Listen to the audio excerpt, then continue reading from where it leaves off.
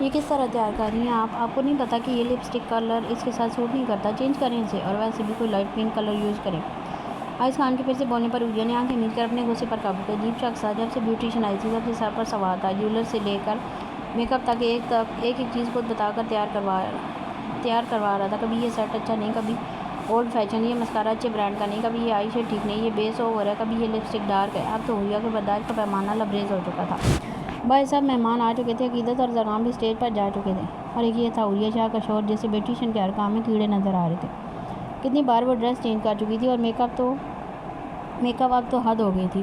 Thank you so مچ، آپ جائیں، میں خود دیکھ لیتی ہوں۔ آئز خان کو کینہ تو نظروں سے دیکھتے بیوٹیشین سے کہا تھا، اس بیچاری نے بھی اسبات میں سر لاتے وہاں سے بھاگنے میں ہی عافیت جانی، ورنہ یہ پاگل خانوں سے آج بیوٹیشین سے پاگل بنا کر ہی بھیجتا۔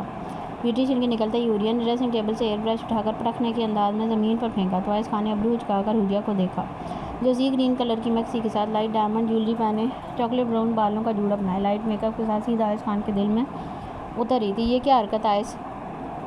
پچھلے 5 گھنٹوں سے بیٹھ کر میری کمر اکڑ گئی ہے، اور آپ کو کچھ پسند نہیں آ رہا، اور کتنا ایکسپیرینس ہے، یہ کلر اچھا ہے، یہ برانڈ ٹھیک نہیں، آپ سنگر ہیں یا وہاں فیمیل سنگرز کے بیوٹیشین بھی آپ ہیں؟ اگر میں نہیں اچھی لگ رہی نا تو نہ دیکھیں نہ، ایسے بھی کوئی کرتا ہے؟ نہیں پسند آپ کو تو سیدھے طرح کہیں، اس طرح تو تکلیف نہ دیں مجھے۔ ایک جھٹکے میں اپنی جگہ سے کھڑے ہوتے آئز کے روبرو کھڑے ہوتے جھنجھلاتے ہوئے کہا تو آئز خان نے خاموش نظروں سے عوریہ کو دیکھتے اپنا دایاں بازو عوریہ کی کمر کے گرد لپیٹے خود میں بھیج لیا۔ کیوں نہ دیکھوں، حق ہے میرا، اور کس نے کہا تم اچھی نہیں لگ رہی؟ تم اس قدر اچھی لگ رہی ہو کہ میرا تمہیں باہر لے جانے کا دل ہی نہیں کر رہا۔ دیکھو سب کو پتہ ہے تم تیار ہو رہی ہو، تو کوئی ہمیں ڈسٹرب کرنے بھی نہیں آیا، بس تھوڑی دیر اور یہ فنکشن ختم ہو جانا ہے، باہر جانے کی نوبت ہی نہیں آنی۔ دادا جی کچھ کہیں گے تو ہمارے پاس ریزن ہوگا کہ بیوٹیشین نے تمہارا میک اپ خراب کر دیا تھا، اور پھر تم اس بات پر رونے لگی اور باہر آنے سے انکار کر دیا، اور جب میری بیوی روم میں تھی تو میرا باہر کیا کام؟ دونوں بازو عوریہ کی کمر کے گرد لپیٹے کندھے اٹھا کر کہا تو عوریہ نے ہونکوں کی طرف منہ کھولے اپنے شوہر کو دیکھا۔ آئز خان کے نادر خیالات سن کر عوریہ کا دل کہ اپنا سر کسی دیوار میں مار لے۔ یہ سب میرا مطلب یہ سب باہر نہ جانے کی وجہ سے کر رہے تھے آپ؟ عوریہ کی حیرت بھرے لہجے پر آئز خان نے اسپاس میں سر لاتے مسکرا کر عوریہ کو دیکھتے آنکھ دبائی تو عوریہ نے سختی سے اپنی مٹھیاں بھیج کر آئز خان کو خونخوار نظروں سے دیکھا۔ شرم نہیں آ رہی آپ کو؟ یہاں مسلسل پچھلے 5 گھنٹوں سے بیٹھ کر میری کمر اکڑ گئی، درد سے اب مجھ سے مزید بیٹھا نہیں جا رہا، اور آپ یہ صرف باہر نہ جانے کی وجہ سے کر رہے تھے۔ آپ کو ذرا میرا احساس بھی ہے یا نہیں؟ عوریہ کا بس نہیں چل رہا تھا کہ یا تو وہ خود کو کچھ کر لے یا اس گنے میں اس نے شخص کو شور کا شرم سے کیا کام؟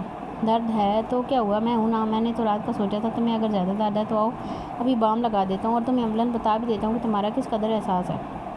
عوریہ کی ناک پر اپنے لب رکھ دے بوجھل لہجے میں کہا تو آئز خان کی جذبے لٹاتی نظروں کو خود پر گڑے دیکھ عوریہ کا نظریں اٹھانا مال ہو گیا۔ اپنے خوش پڑتے حلق کو تار کرتے کسمسا کر آئز خان کا سار توڑنا چاہا، کیونکہ اب وہ اس بے باک شخص کو اور کیا کہہ سکتی تھی؟ ہر بات کو تو وہ اپنے مطلب کی بات کا رنگ دے دیتا تھا۔ اگر اب آپ کی اجازت ہو تو باہر چلیں، سب انتظار کریں، آئز کیا سوچیں گے سب؟ چلتے جائیے، نظروں سے آئز خان کو دیکھتے مدھم لہجے میں کہا تو آئز خان نے گہری سانس بھرتے اپنا دایاں ہاتھ بڑھا کر عوریہ کی گردن اور چہرے کے درمیان رکھتے انگوٹھے سے عوریہ کی شہ رگ کو دبایا۔ آئز خان کے لمس پر عوریہ کو اپنے جسم میں سرد لہریں سرایت کرتی محسوس ہوئی۔ اجازت تو مجھے تمہاری چاہیے بیوی، انتظار تو میں کر رہا ہوں تمہارا، اور تمہیں دنیا والوں کی پڑی ہے، باہر لوگ کیا سوچیں گے مجھے فرق نہیں پڑتا، مگر جو اس وقت میں سوچ رہا ہوں تم اس کے بارے میں سوچو، ہم دونوں کے درمیان اس فضول بے معنی دوریوں کو ختم کرنے کے بارے میں سوچو۔ 2 قدم کے فاصلے کو سمٹتے ایک بار پھر سے عوریہ کو اپنے اثار میں لیتے گمبھیر لہجے میں کہا تو عوریہ نے ہڑبڑا کر آئز خان کے اثار کو توڑنے کی کوشش کی، جو بے خود ہوتا سب کچھ فراموش کیے ہوئے تھا۔ آئز پلیز اس طرح مت کریں، باہر چلیں نا۔ ابھی عوریہ کچھ اور کہتی کمرے کے دروازے پر ہوتی دستک پر ایک جھٹکے سے آئز خان کا اثار توڑ کر پیچھے ہوئی، جس پر آئز خان نے گھور کر عوریہ کو دیکھا اور وارننگ دیتی نظروں سے دیکھتا دروازے کی جانب بڑھا۔ مانا یہ دن آپ لوگوں کا ہے، لیکن اس کا مطلب یہ بھی نہیں کہ آپ ہم غریبوں کو لفٹ ہی نہ کروائیں۔ آئز خان کے دروازہ کھولتے سلوہ شاہ نے مسکراتے ہوئے کہا تو آئز خان نے اپنے سیاہ بالوں میں ہاتھ پھیرتے ہونٹ کا کنارہ دانتوں تلے دبا کر عوریہ کے خون چھلکاتے چہرے کو دیکھا۔ مسٹرڈ کلر کے پاؤں کو چھوتی فراق پہنے جس کے دامن اور گلے پر گرین، نارنجی اور پیلے رنگ کا کام ہوا تھا، براؤن بالوں کو فرینچ چٹیا میں قید کیے کمر پر چھوڑا ہوا تھا، چٹیا سے نکلتی آوارہ لٹیں چہرے کا احاطہ کیے ہوئے تھے، گرے آنکھوں میں کاجل کی لکیر کھینچ کر انہیں مزید دلکش بنایا گیا تھا۔ لائٹ میک اپ کیے وہ دیکھنے والوں کو چاروں خانے چت کرنے کی صلاحیت رکھتی تھی۔ نہیں وہ ہم بس آ رہے تھے، وہ بیوٹیشین کو میک اپ ہی نہیں کرنا آ رہا تھا، آئز خان کو خونخوار نظروں سے دیکھتے دانت پیستے ہوئے کہا تو سلوہ شاہ نے بمشکل اپنی مسکراہٹ چھپائی۔ مجھے بھی یہی لگ رہا ہے، یہ بیوٹیشین ہی ٹھیک نہیں تھی، اتنا ٹائم برباد کر دیا، سلوہ شاہ نے تاس بسار لیتے ہوئے کہا تو عوریہ نے روان سی نظروں سے دروازے سے ٹیک لگائے کھڑے آئز خان کو دیکھا، جو بلیک پینٹ کوٹ کے ساتھ وائٹ شرٹ پہنے عریہ کے دل کے تار چھیڑ رہا تھا۔ عریہ کے دیکھنے پر آئس خان نے آگے بڑھتے بنا سلوہ شاہ کی پرواہ کیے عریہ کی کمر کے گرد بازو لپیٹ کر باہر کی جانب قدم بڑھائے۔ آ جائیں سالی صاحبہ، ایک تو آپ عورتوں کی باتیں ختم نہیں ہوتی، وقت دیکھیں کیا ہو گیا۔ آئس خان کے سارا ملبہ عریہ اور سلوہ پر ڈالنے پر دونوں ہونٹوں کی طرح منہ کھولے اس میز نے خان کو دیکھتی رہ گئی، جو لاپرواہ بنتا ناک کی سیدھ میں چلتا جا رہا تھا۔ روشنیوں سے سجے لان کے ایک کونے میں کھڑی اسکن کلر کی میکسی پہنے پور سجی آنکھوں میں نفرت کی آگ لیے چہرے پر سپار تاثرات سجائے نظریں سامنے اسٹیج پر بیٹھے زرگام خان کے ساتھ کھڑی مقدس بیگم پر ٹکائے۔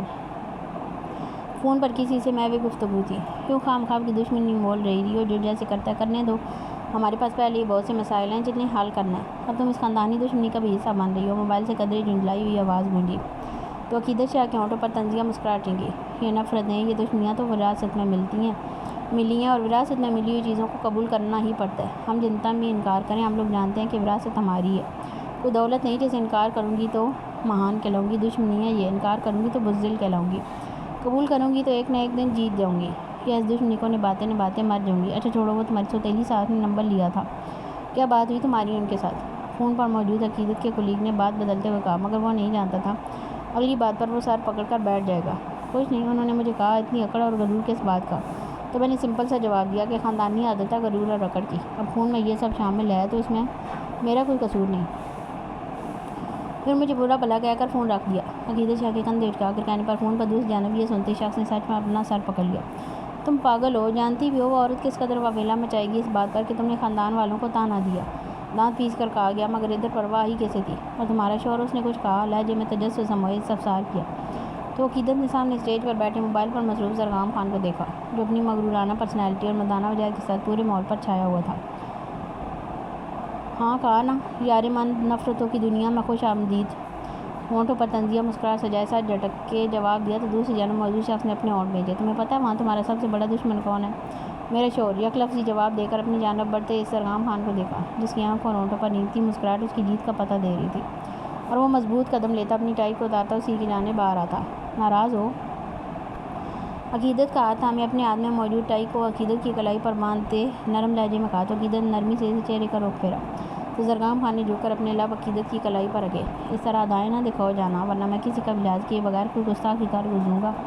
عقیدت کی ہاتھ کی انگلیوں میں زبردستی اپنی انگلیاں الجھائے بوجھل لہجے میں کہا تو عقیدت نے شکوہ کناں نظروں سے زرگام خان کو دیکھا۔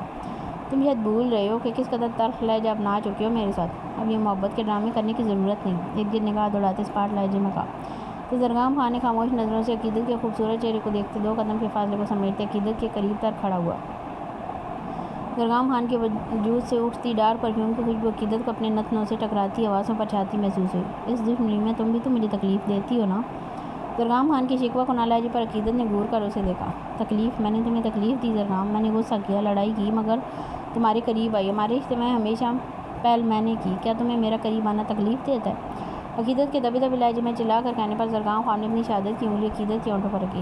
شش، میں نے کبھی سے تکلیف کا؟ تکلیف تو وہ ہے جو تم اب مجھ سے دور رہ کر دے رہی ہو، تکلیف وہ عقیدت جو تم پاس آ کر دور چلی جاتی ہو، تکلیف یہ ہے کہ تم ابھی بھی اس رشتے کو لے کر کشمکش میں مبتلا ہو، یہ سب مجھے تکلیف دیتا ہے۔ خیر چھوڑو، او ہاں بیٹھیں، داجی بلا رہے تھے اور بیلام لوگ بھی جانے لگے ہیں تو تم پھپھو سے مل لو آ کر۔ عقیدت کا ہاتھ تھامے قدم اسٹیج کی جانب بڑھاتے ہوئے اسپاٹ لہجے میں کہا تو عقیدت نے بری طرح اپنے لب کچلتے زرگام خان کی چوڑی پشت کو دیکھا۔ ہاں سب کو ایک ساتھ دیکھ ایسا لگ رہا ہے جیسے وہی وقت پھر سے لوٹ آیا۔ اب تو دعا ہے رب تم سب کو ہمیشہ یوں ہی ہنستے مسکراتے ایک ساتھ رکھے۔ ولی خان نے کھڑے ہوتے عقیدت اور عریہ کے سر پر پیار دیتے ہوئے کہا تو علیمہ اور سمرین بیگم نے بے ساختہ آمین کہا۔ اللہ انہیں خوش رکھے، چلیں بابا ہم لوگ نکلتے ہیں پھر۔ علیمہ بیگم نے پیار سے زرگام خان کے سر پر ہاتھ پھیرتے ولی خان سے کہا تو انہوں نے مسکرا کر اس بات میں سر لایا۔ سلوہ شاہ نے آگے بڑھ کر عریہ کو گلے لگایا تو نظریں بے اختیار صوفے کے پیچھے کھڑے سفید کاٹن کا سوٹ پہنے کندھوں پر سے اجرک پھیلائے چہرے پر سنجیدہ تاثرات سجائے کھڑے ارمغان خان کی خون چھلکاتی آنکھوں سے ٹکرائیں۔ ارمغان خان کی ساتھ نظریں سلوہ کو اپنے جسم سے آر پار ہوتی محسوس ہوئی تو سلوہ شاہ نے سر جھٹکتے نظروں کا رخ پھیر کر قدم عقیدت کی جانب بڑھائے، جبکہ سلوہ کی اس حرکت پر ارمغان خان نے صوفے کی پشت کو اپنی سخت گرفت میں لیتے سختی سے اپنے جبڑے بھینچے۔ ایک منٹ ناندی، ایسے کیسے جا رہی ہیں ہمارے ارمغان کی دلہن کو تو دیکھتے جائیں۔ مقدس بیگم کی آواز پر سب نے بے ساختہ اسٹیج سے نیچے کھڑی مقدس بیگم کو دیکھا، جو گھونگھٹ اوڑھے ایک وجود کو تھامے کھڑی تھی، جبکہ مقدس بیگم کے اس عمل پر زرگام اور آئس نے سختی سے اپنے جبڑے بھینچے۔ کیا مذاق ہے بہو؟ یہ سب بعد میں بھی ہو سکتا تھا، ولی خان نے دبے دبے لہجے میں تنبیہ کی۔ جسے نظر انداز کرتی مقدس بیگم گھونگھٹ میں چھپے وجود کو گھسیٹنے کے انداز میں اسٹیج پر لا کر صوف پر بٹھا چکی تھی۔ کیسی باتیں کر رہے ہیں داجی، نکاح ہوا ہے دونوں کا، یہ رشتہ مذاق ہرگز نہیں۔ کل بھی تو سب کو پتہ چلنا ہے نا، تو میں نے سوچا آج ہی اس خوشی کو دوبالا کر دیا جائے۔ صوفے کے پیچھے کھڑے ارمغان خان کو زبردستی بازو سے گھسیٹ کر صوفے پر بٹھاتے ہوئے طنزیہ لہجے میں کہا تو مال میں ایک دم سے موت سا سناٹا چھا گیا، جبکہ عقیدت کے قریب کھڑی سلویٰ شاہ کو اپنے جسم سے جان نکلتی محسوس ہوئی۔ چھناکے سے سینے میں کچھ ٹوٹتا محسوس ہوا۔ اپنے بے جان ہوتے جسم کے ساتھ پیچھے ہٹتی بہرام شاہ کے سینے سے لگ گئی، جس پر بہرام نے اپنا بازو سلویٰ کے کندھے کے گرد پھیلا کر ہلکے سے تھپتھپایا۔ عقیدت دیکھو گی نہیں اپنی دیورانی کا چہرہ؟ تم تو اس گھر کی بڑی بہو ہو تو تمہارا حق پہلا بنتا ہے، آؤ دیکھ لو اور نیک دو کچھ اپنی دیورانی کو۔ مقدس بیگم کے مکار لہجے پر عقیدت نے کینہ تو نظروں سے انہیں دیکھا، جبکہ زرگام نے اپنی ماں کی اس حرکت پر سختی سے اپنی مٹھیاں بھیج کر اپنے اشتعال پر قابو پانے کی کوشش کی، جبکہ ارمغان خان کی نظروں نے دور تک سلویٰ شاہ کا پیچھا کیا تھا۔ اسٹیج پر جہاں کچھ دیر پہلے سب کچھ گپیوں میں مصروف تھے، اب وہیں موت کا سا سناٹا چھایا ہوا تھا۔ عقیدت نے ایک نظر مقدس بیگم کے چہرے کو دیکھ اپنی جگہ سے اٹھتی گھونگھٹ میں بیٹھے وجود کے سامنے کھڑی ہوئی۔ دل اس وقت ہر جذبات سے عاری تھا۔ وہ سمجھ چکی تھی کیا کھیل کھیلا گیا ہے، مگر بس ایک آخری امید پر وہ یہ گھونگھٹ اٹھانے لگی تھی کہ شاید ویسا نہ ہو جیسا وہ سوچ رہی ہے۔ عقیدت نے ہاتھ بڑھا کر جیسے گھونگھٹ اٹھایا تو پیچھے کھڑی علیمہ بیگم پر سکتہ سا چھا گیا، جبکہ ارمغان خان عقیدت کے گھونگھٹ اٹھانے سے پہلے ہی لمبے لمبے ڈگ برتا وہاں سے نکلتا چلا گیا۔ عقیدت کا فاق چہرہ دیکھ حوریہ ایک جھٹکے سے اپنی جگہ سے کھڑی ہو کر سامنے آئی تو وہ بھی لمحے کے لیے اپنی جگہ ساکت رہ گئی۔ یہ کیا بکواس ہے؟ پلوشہ میرے بھائی کی مانگ ہے، کس کی اجازت سے یہ نکاح کیا ہے آپ نے؟ عقیدت کے غرا کر کہنے پر زرگام خان نے ایک تعصب بھری نگاہ اپنی ماں پر ڈالی اور اٹھ کھڑا ہوا۔ کون سی مانگ؟ کوئی مانگ نہیں ہے یہ، میری بیٹی نہیں مانتی تھی اس رشتے کو۔ اگر تم لوگ بھی انکار کر دیتے تو ہم لوگ کبھی تم لوگوں کے ساتھ زبردستی نہ کرتے، تم لوگوں نے اپنی مرضی سے یہ۔ ابھی مقدس بیگم اپنی بات مکمل کرتی کہ عقیدت کا ہاتھ اٹھاتا اور ان کے چہرے پر نشان چھوڑتا چلا گیا۔ بے دریغ دو تھپڑ مقدس بیگم کے چہرے پر مارتے انہیں دونوں بازوؤں سے تھام کر اپنے روبرو کیا۔ بکواس بند کرو گھٹیا عورت، جان لے لوں گی میں تمہاری۔ ہمت بھی کیسے ہوئی میرے بھائی کے حق میں ڈاکہ ڈالنے کی؟ تمہیں لگتا ہے تم ہمارے ساتھ کھیل کھیلو گی اور میں تمہیں کامیاب ہونے دوں گی؟ اپنے بھائی کا حق لینے کے لیے مجھے تمہاری بیٹی کو بیوہ بھی کرنا پڑے تو مجھے کوئی آڑ محسوس نہیں ہوگی اس میں، سمجھ آئی میری بات؟ بہرام شاہ کے ہاتھوں سے اپنا بازو چھڑوانے کی کوشش کرتے مقدس بیگم پر چلاتے ہوئے کہا تو مقدس بیگم نے بے ساختہ اپنے قدم پیچھے لیے، جبکہ زرگام خان بھاگنے کے انداز میں ارمغان خان کے پیچھے کب کا جا چکا تھا۔ چھوڑو عقیدت، بعد میں دیکھ لیں گے اس معاملے کو، اور ماں جی چچی کو گاڑی میں لے جا کر بٹھائیں، آ رہا ہوں میں، آئس تم داجی کو اندر لے کر جاؤ۔ بہرام نے بپری ہوئی عقیدت کو قابو کرتے ہوئے یک وقت سمرین بیگم اور آئس خان سے کہا تو آئس آگے بڑھتا سر تھامے بیٹھے ولی خان کو وہاں سے لیے اندر کی جانب بڑھا۔ مجھے اپنے شوہر سے بات کرنی ہے بہرام، ہاتھ چھوڑو میرا، ورنہ میں تمہارا بھی لحاظ نہیں کروں گی، مجھے میرے شوہر سے جواب چاہیے۔ عقیدت کے دبے دبے لہجے میں غرا کر کہنے پر بہرام نے عقیدت کے ہاتھ چھوڑے تو ایک قہر بھری نظر مقدس بیگم پر ڈالتی تیز تیز قدم لیتی اسٹیج سے اتر کر اندر کی جانب بڑھی۔ حوریہ تم پلوشہ کو اندر لے جاؤ۔ بہرام شاہ نے اپنے چہرے پر ہاتھ پھیرتے تھر تھر کانپتی پلوشہ کو دیکھتے حوریہ سے کہا تو ایک نفرت بھری نگاہ مقدس بیگم اور کشف بیگم پر ڈالتی پلوشہ کو جھٹکے سے اس کی جگہ سے اٹھاتی اندر کی جانب بڑھی۔ تمہاری معصوم شکل دیکھ کر تم پر ترس بھی آ رہا ہے، مگر اپنے بھائی کا سوچ کر تمہیں جان سے مارنے کو شدت سے دل چاہ رہا ہے۔ حوریہ شاہ کی پھنکارتی آواز پر پلوشہ نے اپنی سوجی متورم سرخ آنکھوں سے اپنے بازو سختی سے دبوچے تیز سے چلتی حوریہ کو دیکھا، جبکہ امتثال حق تاکسی اپنی جگہ کھڑی نم نظروں سے سب کچھ پھر سے ایک بار بکھرتے دیکھ وہیں زمین پر بیٹھتی چلی گئی۔ امتثال کی نم نظروں کو دیکھ بہرام شاہ نے سختی سے اپنی مٹھیاں بھیج کر اپنے اشتعال پر قابو پانے کی کوشش کی۔ ایک قہر بھری نظر دونوں عورتوں پر ڈالتا تن فن کرتا خان حویلی سے نکلتا چلا گیا۔ کچھ دن پہلے آئس خان کی طبیعت کچھ سنبھلی تو وہ مبین بیگم کو حویلی آنے کے لیے منا چکا تھا۔ زرگام اور مکان وہیں اس کے ساتھ تھے، کیونکہ زرگام کو ابھی بھی شک تھا کہ وہ ایکسیڈنٹ کسی کی سازش تھی، اور اب وہ آئس کو اکیلے آنے کی اجازت نہیں دے رہا تھا، جس پر آئس خان نے اسے کافی سمجھانے کی کوشش کی، مگر زرگام خان کا کہنا تھا کہ وہ اپنے بھائی کے جان پر کوئی ریسک نہیں لے سکتا۔ عقیدت سے ملنے کے بعد زرگام خان آئس اور مبین بیگم کو اپنے ساتھ ہی گاؤں لے آیا تھا۔ وہ حویلی داخل ہوئے تو زرگام خان کو حویلی کے ماحول میں عجیب سا تناؤ محسوس ہوا۔ وہ لوگ لاؤنج میں داخل ہوئے تو معمول سے ہٹ کر خاموشی چھائی ہوئی تھی، سبھی ملازمہ سر جھکائے خاموشی سے اپنے کاموں میں مصروف تھی۔ لاؤنج میں حویلی کا کوئی بھی فرد موجود نہیں تھا۔ داجی صبح اٹھنے کے بعد یا تو لاؤنج میں ہوتے یا مردان خانے میں، مگر اس وقت وہ نہ یہاں تھے اور نہ ہی مردان خانے میں۔ ارمغان نے ایک نظر ارد گرد ڈالتا بیگ صوفے کے قریب رکھتے زمین پر رکھتے گرنے کے انداز میں صوفے پر لیٹ کر آنکھیں موند گیا، جبکہ مبین بیگم آئس خان سے ناراضگی کا اظہار کرتی حویلی میں موجود اپنے کمرے کی جانب بڑھ گئی۔ تبھی پلوشہ کے کمرے کا دروازہ کھلنے پر موبائل پر ٹائپنگ کرتے آئس اور زرگام خان نے بے ساختہ نظریں اٹھا کر کمرے کے دروازے کی جانب دیکھا، مگر دروازے کے سامنے کھڑی امتثال خان کی نم سرخ آنکھیں دیکھ دونوں کو حیرت ہوئی۔ کیا ہوا ہے سالے، رو کیوں رہی ہو؟ پلوشہ تو ٹھیک ہے نا؟ زرگام خان اپنا موبائل صوفے پر پھینکتا لمبے لمبے ڈگ برتا امتثال خان کے روبرو آ کر کھڑا ہوا تو امتثال نے نم نظروں سے زرگام خان کو دیکھتے نفی میں سر لایا۔ ویلوٹ کی میرون قمیض کے ساتھ اسکائی بلو کلر کی کیپری پہنے، ساتھ اسکائی بلو رنگ کا یہ دوپٹہ جس کے کنارے پر میرون رنگ کا کام ہوا تھا، سلیقے سے سر پر لیے کوئی نازک سی کانچ کی گڑیا ہی لگ رہی تھی۔ زرگام خان کو پوچھنے کی دیر تھی کہ امتصال روتے ہوئے تڑپ کر زرگام خان کے کندھے سے لگی۔ لالا پتہ نہیں اسے کیا ہوا، وہ بہت عجیب باتیں کر رہی ہے، میرے دل کو کچھ ہو رہا ہے۔ لالا وہ کچھ کھا پی بھی نہیں رہی۔ زرگام خان کندھے سے لگے ایک ہی سانس میں روتے ہوئے جواب دیا۔ تو امتصال کی بات سنتے ہی ارمغان خان جھٹکے سے اپنی جگہ سے اٹھا، جبکہ آئس زرگام اور امتصال کو سائڈ پر کرتا جھٹکے سے دروازہ کھولتا اندر داخل ہوا۔ آئس کے دروازہ کھولتے ہی مقدس بیگم اور کشف بیگم کے قریب بیٹھی پلوشہ اٹھ کر بھاگنے کے انداز میں آئس خان کی جانب آئی۔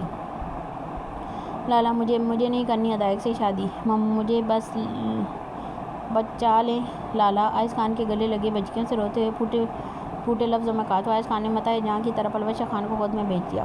لالا کی جان تمہاری مرضی کے بغیر کچھ نہیں ہوگا، تمہیں پتہ ہے نا لالا کتنی محبت کرتا ہے تم سے، تمہارے ساتھ کچھ غلط ہونے دے سکتا ہے بھلا، پلوشہ کی کمر سے لاتے اسے پرسکون کرنے کی کوشش کرتے ہوئے کہا، جبکہ ارمغان خاموش نظروں سے سسکتی ہوئی پلوشہ کو دیکھ رہا تھا اور زرگام خان پر پرسوچ نظروں سے مقدس بیگم کے سنجیدہ چہرے کو دیکھ رہا تھا۔ زرگام خان کے دیکھنے پر مقدس بیگم نے ہڑبڑا کر ارد گرد نظروں کو گھمایا۔ ایسے کیا دیکھ رہے ہو؟ اپنی بہن سے پوچھو کیا سوچے بیٹھی ہے، ماں نے تو صرف رخصتی کرنے سے منع کیا تھا، مگر دیکھو اپنی بہن کو کیسے اس دشمنی کی آگ میں تیل ڈالنے کا سوچے بیٹھی ہے۔ اب بتاؤ بہن عزیز ہے یا اس دشمنی کو ختم کرنا ہے؟ مقدس بیگم نے نخوت سے سر جھٹکتے ہوئے کہا تو کمرے میں داخل ہوتی مبین بیگم بھی آ کر ان کے قریب کھڑی ہو گئی اور سوالیہ نظروں سے زرگام خان کے خطرناک حد تک سرخ پڑتے چہرے کو دیکھنے لگی۔ آپ عورتوں کو کوئی اور کام نہیں بلا وجہ کا واویلا مچانے کے، ایک تو وہ بچی پہلے سے رو رہی ہے اور دوسرا آپ لوگ اس طرح کی باتیں کر رہی ہیں۔ ماں آپ ہی کچھ خیال کر لیں، لے کر جائیں تائی جان کو یہاں سے۔ ارمغان خان نے درد سے پھٹتے سر کو دائیں ہاتھ کی انگلیوں سے دباتے سر لہجے میں کہا تو کشف بیگم اپنے بیٹے کے سر لہجے سرخ پڑتے چہرے کو دیکھ ہڑبڑا کر اپنی جگہ سے اٹھی۔ بتاؤ پلوشہ کیا سوچے بیٹھی ہو تم جو ماں اس طرح باتیں کر رہی ہیں؟ بے فکر ہو کر بتاؤ، تمہاری مرضی کا احترام کیا جائے گا، جو حق اللہ نے دی ہے وہ تمہارا لالا تم سے کبھی نہیں چھینے گا۔ آئس خان کے کندھے سے لگی پلوشہ کو بازو سے تھام کر اپنے سامنے کرتے دو ٹوک لہجے میں کہا تو پلوشہ خان نے شکوہ کنار نظروں سے زرگام خان کو دیکھا۔ پلوشہ کی آنکھوں میں لکھی شکوے کی تاریخ پڑھ کر زرگام خان نے ناسمجھی سے پلوشہ کو دیکھا جو اب چہرہ جھکا چکی تھی۔ مجھے آج اور ابھی ارمغان خان مطلب ارمغان سے نکاح کرنا ہے، میں انہیں پسند کرتی ہوں۔ پلوشہ خان کی بات سنتے ان تینوں پر سختہ سا طاری ہو گیا، جبکہ دروازے سے ٹیک لگا کر کھڑی امتصال نے بے یقینی سے اپنے ہونٹوں پر ہاتھ رکھا۔ وہ کیسے یقین کر لیتی اس بات کا؟ وہ بے شک پلوشہ سے چھوٹی تھی مگر وہ سائے کی طرح اس کے ساتھ رہی تھی۔ نہ تو پلوشہ خان خود کو نہیں جانتی تھی جتنا امتصال اسے جانتی تھی۔ وہ اس کی سگی بہن نہیں تھی مگر خون تو تھی نا۔ امتصال خان پلوشہ کی رگ رگ اور ہر دھڑکن سے واقف تھی، جو دھڑکتے ہوئے ادائک شاہ کا نام لیتی تھی، جو ہر سانس کو جانتی تو جو ادائک شاہ کے نام کی مالا جپتی تھی۔ وہ کیسے اس بات پر یقین کر لیتی کہ وہ ادائک شاہ سے شادی نہیں کرنا چاہتی؟ یہ کیا بکواس ہے؟ تمہاری ہمت بھی کیسے ہوئی اتنی گھٹیا بات سوچنے کی؟ میں نے تمہیں ہمیشہ اپنی چھوٹی بہن سمجھا، تمہاری ناز نخرے چھوٹی بہنوں سے بڑھ کر اٹھائے، زرگام خان اور آئس لالا سے زیادہ محبت دینے کی کوشش کی، اور تم یہ بکواس کر کے مجھے میری نظروں میں گرانا چاہتی ہو؟ میرا بس چلتا تو پلوشہ اس بات پر تمہاری چمڑی ادھیڑ دیتا، یہ گھٹیا بکواس کرنے سے پہلے تمہاری زبان کاٹ کر ہاتھ میں رکھ دیتا۔ کمرے کے ثبوت میں ارمغان خان کی چنگاڑتی ہوئی آواز گونجی تو زرگام خان نے خون چھلکاتی نظروں سے زخمی شیر کی طرح بکھرے ہوئے ارمغان خان کو دیکھا، جس کے دونوں بازو آئس خان کی گرفت میں تھے۔ آئس جانتا تھا وہ پلوشہ پر کبھی ہاتھ نہیں اٹھائے گا، مگر وہ یہ بھی جانتا تھا کہ وہ اپنوں کا کبھی تکلیف نہ دینے والا خود کو ضرور اذیت دے گا، اس لیے وہ اس کے بازو تھامے اپنی شکنجے میں قابو کیے کھڑا تھا۔ جبکہ ارمغان خان کی داڑھ پر پلوشہ کو اپنے جسم سے جان نکلتی محسوس ہوئی۔ ارمغان خان کی خون چھلکاتی آنکھوں کو دیکھ پلوشہ نامحسوس انداز میں زرگام خان کے سینے میں چھپنے کی کوشش کرنے لگی، جسے دیکھ زرگام خان نے اپنا بازو پلوشہ کے کندھے کے گرد پھیلایا۔ دشمنی بڑھتی ہے یا ختم ہوتی ہے، میرے لیے یہ بات اہمیت نہیں رکھتی، میرے لیے میری بہن کی خوشی اس کی مرضی اہمیت رکھتی ہے۔ اگر وہ ارمغان خان سے نکاح کرنا چاہتی ہے تو نکاح ہوگا اور آج ہی ہوگا۔ شاہ خاندان کو کیا جواب دینا ہے، انہیں کیسے ہینڈل کرنا ہے، وہ میرا سر درد ہے، مگر شادی تک اگر یہ بات حویلی سے باہر نکلی تو میں سب حویلی والوں کو حویلی سمیت آگ لگا دوں گا۔ بات سمجھ میں آئی یا نہیں؟ سرخ نظریں آئس خان اور بپھرے ہوئے ارمغان خان پر گاڑے سر لہجے میں ایک ایک لفظ چبا کر کہا، اور آخر میں بے تاثر نگاہوں سے اپنی ماں کی آنکھوں کو چمک کو دیکھتے زرگام خان نے تعصب سر ہلاتے پلوشہ کو صوفے پر بٹھایا۔ تیاری کریں آپ، تھوڑی دیر تک نکاح ہے۔ ارمغان خان کو بازو سے پکڑے گھسیٹنے کے انداز میں کمرے سے باہر لے جاتے ہوئے کہا تو مقدس بیگم نے مسکرا کر بت بنی بیٹھی پلوشہ کو دیکھا۔ ماں اب تو لالا ادائک کو کچھ نہیں کریں گے نا؟ وہ ٹھیک تو ہو جائیں گے نا؟ امتصال کے کمرے سے جاتی پلوشہ نے روتے ہوئے مقدس بیگم کے ہاتھ تھامتے استفسار کیا تو مبین بیگم نے ناسمجھی سے کشف بیگم کو دیکھا تو انہوں نے اپنے موبائل کی سکرین ان کی جانب کی، جس پر ایک شخص خون سے لت پت سڑک پر اوندھے منہ پڑا ہوا تھا، جبکہ آگے والی تصویر میں ہاسپٹل کے روم کا منظر تھا۔ جہاں ایک شخص آکسیجن ماسک لگائے ہوئے شوہر سے بھگانا پڑا تھا۔ مبین بیگم نے غور سے دیکھا تو ان کی آنکھیں حیرت سے کھلی رہ گئیں، کیونکہ وہ کوئی اور نہیں ہدایت شاہ تھا۔ مبین بیگم نے بے یقینی سے کشف بیگم کی طرف دیکھا تو انہوں نے مکروہ مسکراہٹ ہونٹوں پر سجائے انہیں خاموش رہنے کا اشارہ کیا۔ ہاں کچھ نہیں ہوگا ہدایت کو، اور دیکھا یقین آ گیا نا ماں پر تمہارے لالا یہ دشمنی ختم ہی نہیں کرنا چاہتے، اس لیے تو تمہارے نکاح کے لیے رضامند ہو گئے ہیں۔ وہ کبھی بھی شاہ خاندان میں اپنی عزت نہ دیتے، وہ صرف عقیدت اور عریہ کو اس حویلی میں بدلے کے لیے لانا چاہتے ہیں، اس لیے تو شادی تک نکاح خفیہ رکھنے کا بول کر گیا ہے تمہارا لالا۔ پلوہ شاہ کے ہاتھ تھامے نظریں جھکائے مایوس کن لہجے میں کہتی وہ پلوہ شاہ کی جان لبوں پر لے آئی تھی۔ وہ کیسی ہدایت کہ اس کی بہنوں پر کوئی آنچ آنا بھی برداشت کر سکتی تھی۔ عشق ہدایت شاہ سے تھا تو اپنی جان سے بڑھ کر ہر وہ چیز عزیز تھی جو ہدایت شاہ کی ذات سے جڑی تھی۔ عقیدت اور عریہ تو ہدایت شاہ کی بہنیں تھیں جن میں اس کی جان بستی تھی، تو پلوہ شاہ خان کیوں نہ خود کو ان پر قربان کرتی۔ نہیں ماں جی، لالا ایسے کیسے کر سکتے ہیں، وہ اب بیوی ہوگی ان کی، میں لالا کو عقیدت یا عریہ کے ساتھ کچھ غلط نہیں کرنے دوں گی۔ میں چھوڑ رہی ہوں نا، ہدایت کو روتے ہوئے تڑپ کرنا بھی مثال لاتے ٹوٹے پھوٹے لفظوں میں کہا تو مقدس بیگم نے سختی سے مٹھیاں باندھ کر اپنے اشتعال پر قابو پانے کی کوشش کی۔ ایک وہ تھی کہ بس چلتا تو شاہ خاندان کے ایک فرد کو اپنے ہاتھوں جان سے مار دیتی، اور ایک ان کی اولاد تھی جو ان کے لیے جینے مرنے کو تیار تھی۔ ہدایت کی زندگی بچانی ہے تو تمہیں یہ نکاح اب کرنا ہی ہوگا پلوشی۔ فی الحال ہدایت کی زندگی بچانے کو وہ کرتی جو تمہارا لالا کہتا ہے، پھر عقیدت اور عریہ کے بارے میں بعد میں سوچ لیں گے۔ کشف بیگم نے آگے بڑھتے پلوہ شاہ کو بازوؤں سے تھام کر اپنے سامنے کرتے ہوئے کہا تو پلوہ شاہ خان نے اپنی نیلی آنکھوں کو اٹھا کر ایک آخری امید کے طور پر کشف بیگم کو دیکھا کہ شاید کوئی اور راستہ نکالیں، مگر ہدایت کے علاوہ کسی اور کونے سے بچا لیں، پھر چاہے وہ راستہ موت کا ہی کیوں نہ ہو۔ سرخ قمیض کے ساتھ وائٹ کیپری پہنے اور سرخ رنگ کا ہی دوپٹہ گلے میں لیے، گلابی بھرے ہونٹوں جو بری طرح سے کپکپا رہے تھے، نیلی جھیل سی آنکھیں جو اس وقت سرخی لیے ہوئی تھی، چھوٹی سی نازک ناک جو رونے کے بعد سرخ ہوئی تھی، اور ناک پر چمکتی ڈائمنڈ کی نوز پن پہنے وہ پل کے لیے کشف بیگم کو بھی مبہوت کر گئی تھی۔ لوگ کہتے ہیں پٹھان لڑکیاں خوبصورت ہوتی ہیں، مگر پلوہ شاہ خان کو دیکھ کر لگتا تھا کہ پٹھانوں کو سارا حسن اس میں سمایا ہوا ہے۔ وہ اس قدر خوبصورت تھی کہ اسے دیکھ کر کسی معصوم شہزادی کا ہی گمان گزرتا تھا۔ اگر وہ انسانوں کی دنیا میں نہ ہوتی تو ضرور کسی پرستان کی ملکہ ہوتی۔ کشف بیگم کو پلوہ شاہ خان پر بیک وقت ٹوٹ کر پیار بھی آیا اور اس پر افسوس بھی ہوا۔ وہ کیوں تھی ضرورت سے زیادہ معصوم؟ یہ دنیا اب معصوموں کے لیے رہی ہی کہاں تھی؟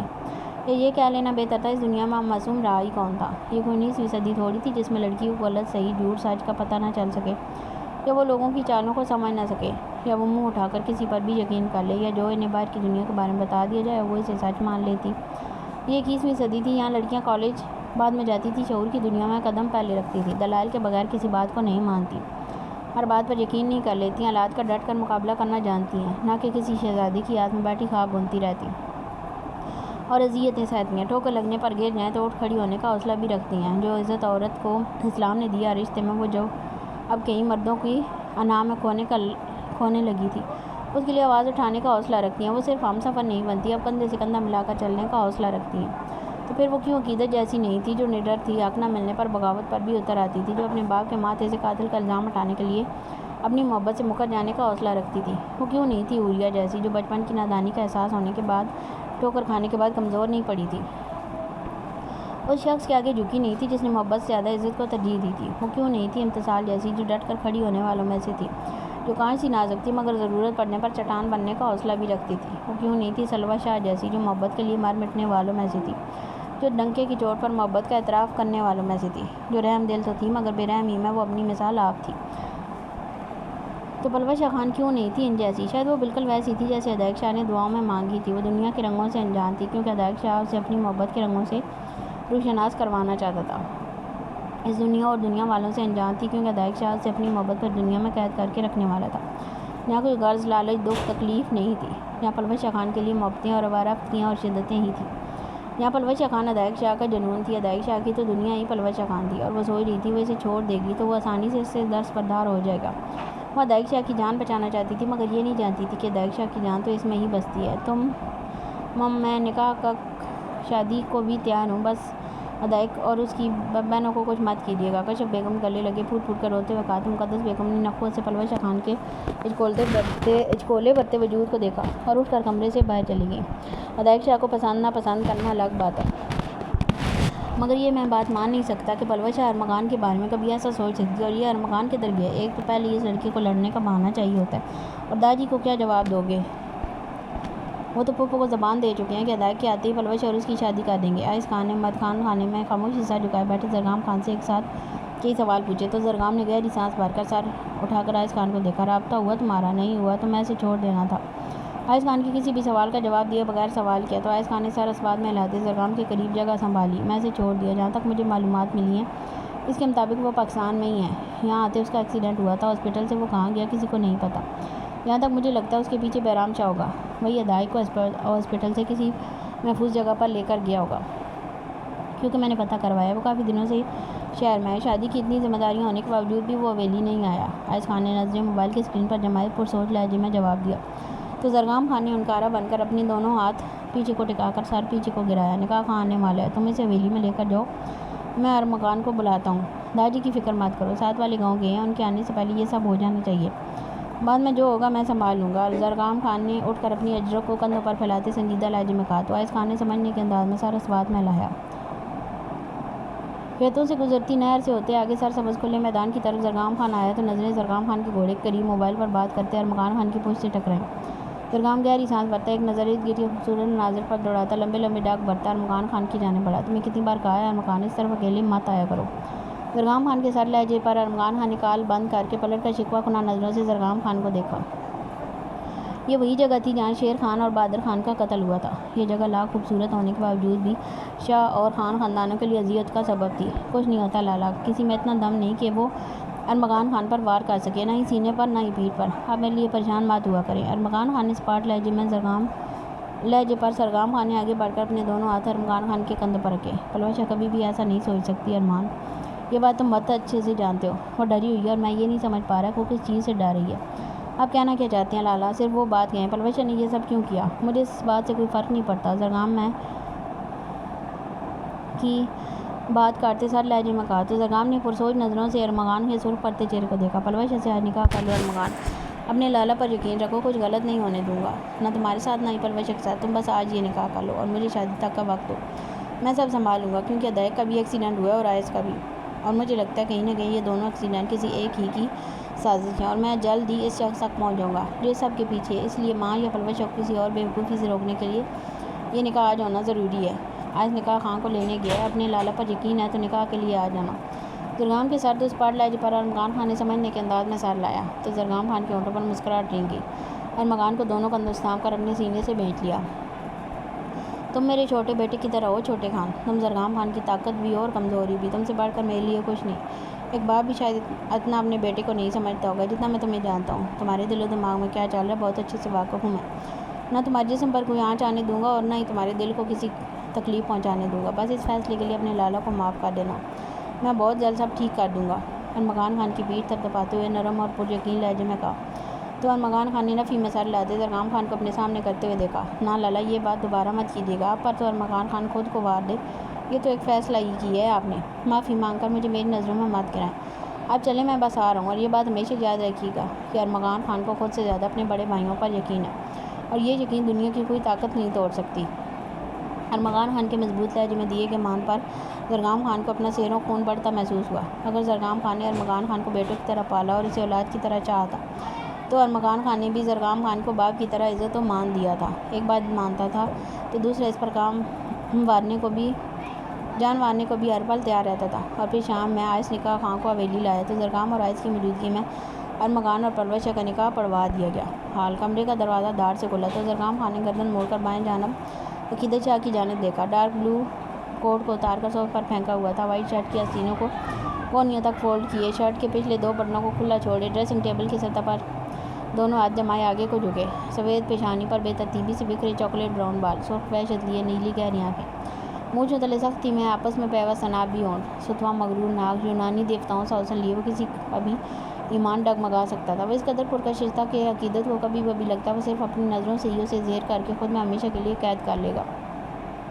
وہ حسن پرست تو نہ تھی مگر زرگام کو دیکھ کر وہ ہمیشہ اپنی دھڑکنوں پر سے اختیار کھو بیٹھتی تھی۔ اپنے پیچھے دروازہ دھاڑ سے بند کرتی ہوئے ایک لمحے میں زرگام خان کے قریب پہنچی۔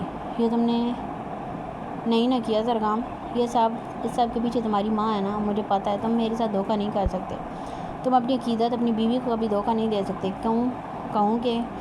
کہو کہ بات جو بھی تھا وہ سب جھوٹ تھا، کہو نا ڈیم اٹ کہ وہ سب جھوٹ تھا، ویسا کچھ نہیں، پلوشہ صرف اور صرف میرے بھائی کی ہے، کہو نا زرگام کہ تم نے مجھے دھوکہ نہیں دیا۔ زرگام خان کے دونوں ہاتھ ڈریسنگ ٹیبل کی سطح سے ہٹا کر اپنے ہاتھوں میں تھامتے زرگام خان کے سامنے کھڑے ہوتے اذانی انداز میں چلاتے ہوئے کہا تو زرگام خان نے خون چھلکاتی نظروں سے عقیدت کو دیکھ کر اپنے ہاتھ عقیدت کے ہاتھوں سے چھڑوا کر عقیدت کی کمر کے گرد اثار باندھ کر اسے خود میں بھیجا۔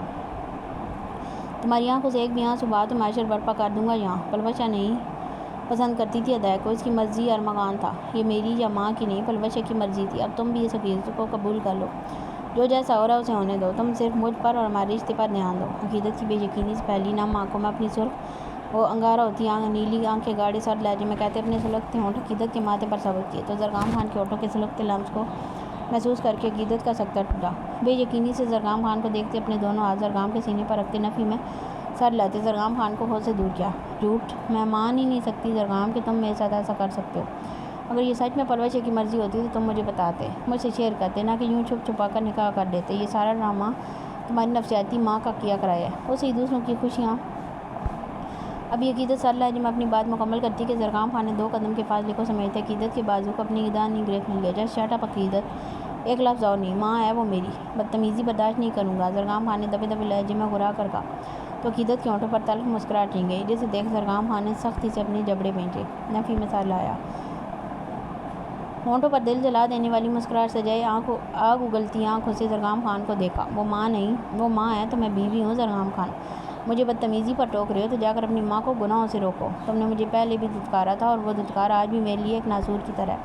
میں نے تم سے کھیل بھی کھیلا تو تمہیں دھوکہ نہیں دیا۔ زرگام شور ہو میری اپنی ناراضگی کا جیسے مرضی اظہار کروں، مگر میں نے اس کھیل میں کسی دوسرے کو نہیں گھسیٹا، مگر تم نے تو میرے بھائی سے اس کی محبت ہی چھین لی۔ میں جانتی ہوں کہ وہ تمہاری نہیں، تمہاری ماں کا فیصلہ ہے، مگر یہ بات جو تم نے کی ہے نا، تم بھی میرے مجرم ہو۔ جو شخص سچ یا حق کے لیے آواز نہ اٹھا سکے وہ شخص عقیدت شاہ کے لیے کوئی معنی نہیں رکھتا۔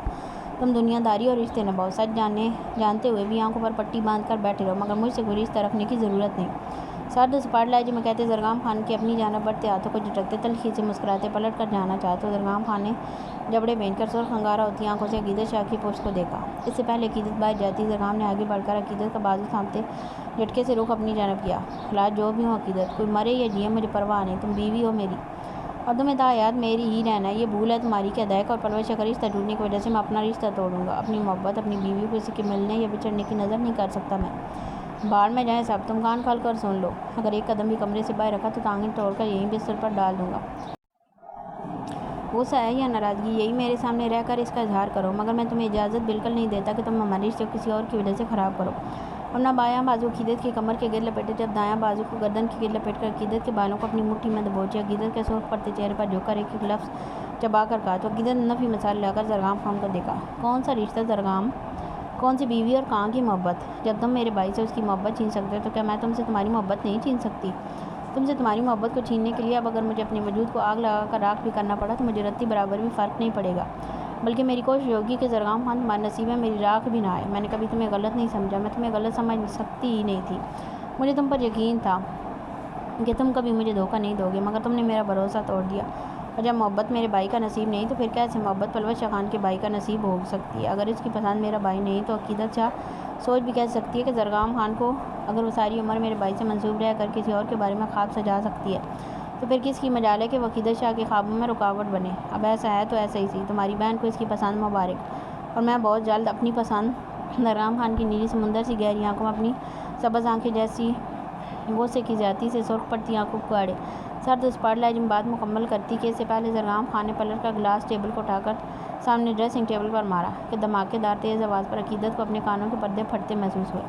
اپنے کانوں پر ہاتھ رکھے نیچے کو جھکتے عقیدت نے سختی سے اپنی آنکھیں میجی، مگر اگلے ہی لمحے خود کو زرگام خان کے سخت اثار میں پا کر عقیدت کو اپنی روح فنا ہوتی محسوس ہوئی۔ عقیدت کے بالوں پر سیٹ کیے گئے نیٹ کے دوپٹے کو اتار کر زمین پر اچھالتے ایک ہی جھٹکے میں عقیدت کو اپنی باہوں میں اٹھاتے بیڈ کی جانب قدم بڑھائے۔ خود کو ہوا میں محسوس کر کے عقیدت نے آنکھیں کھولی تو حیرت کی زیادتی سے عقیدت کی زبان تالو سے چپک گئی۔ کمرے میں ٹوٹے ہوئے ڈریسنگ ٹیبل کے شیشے اور گلاس ٹیبل کے شیشے دور دور تک پھیلے ہوئے تھے۔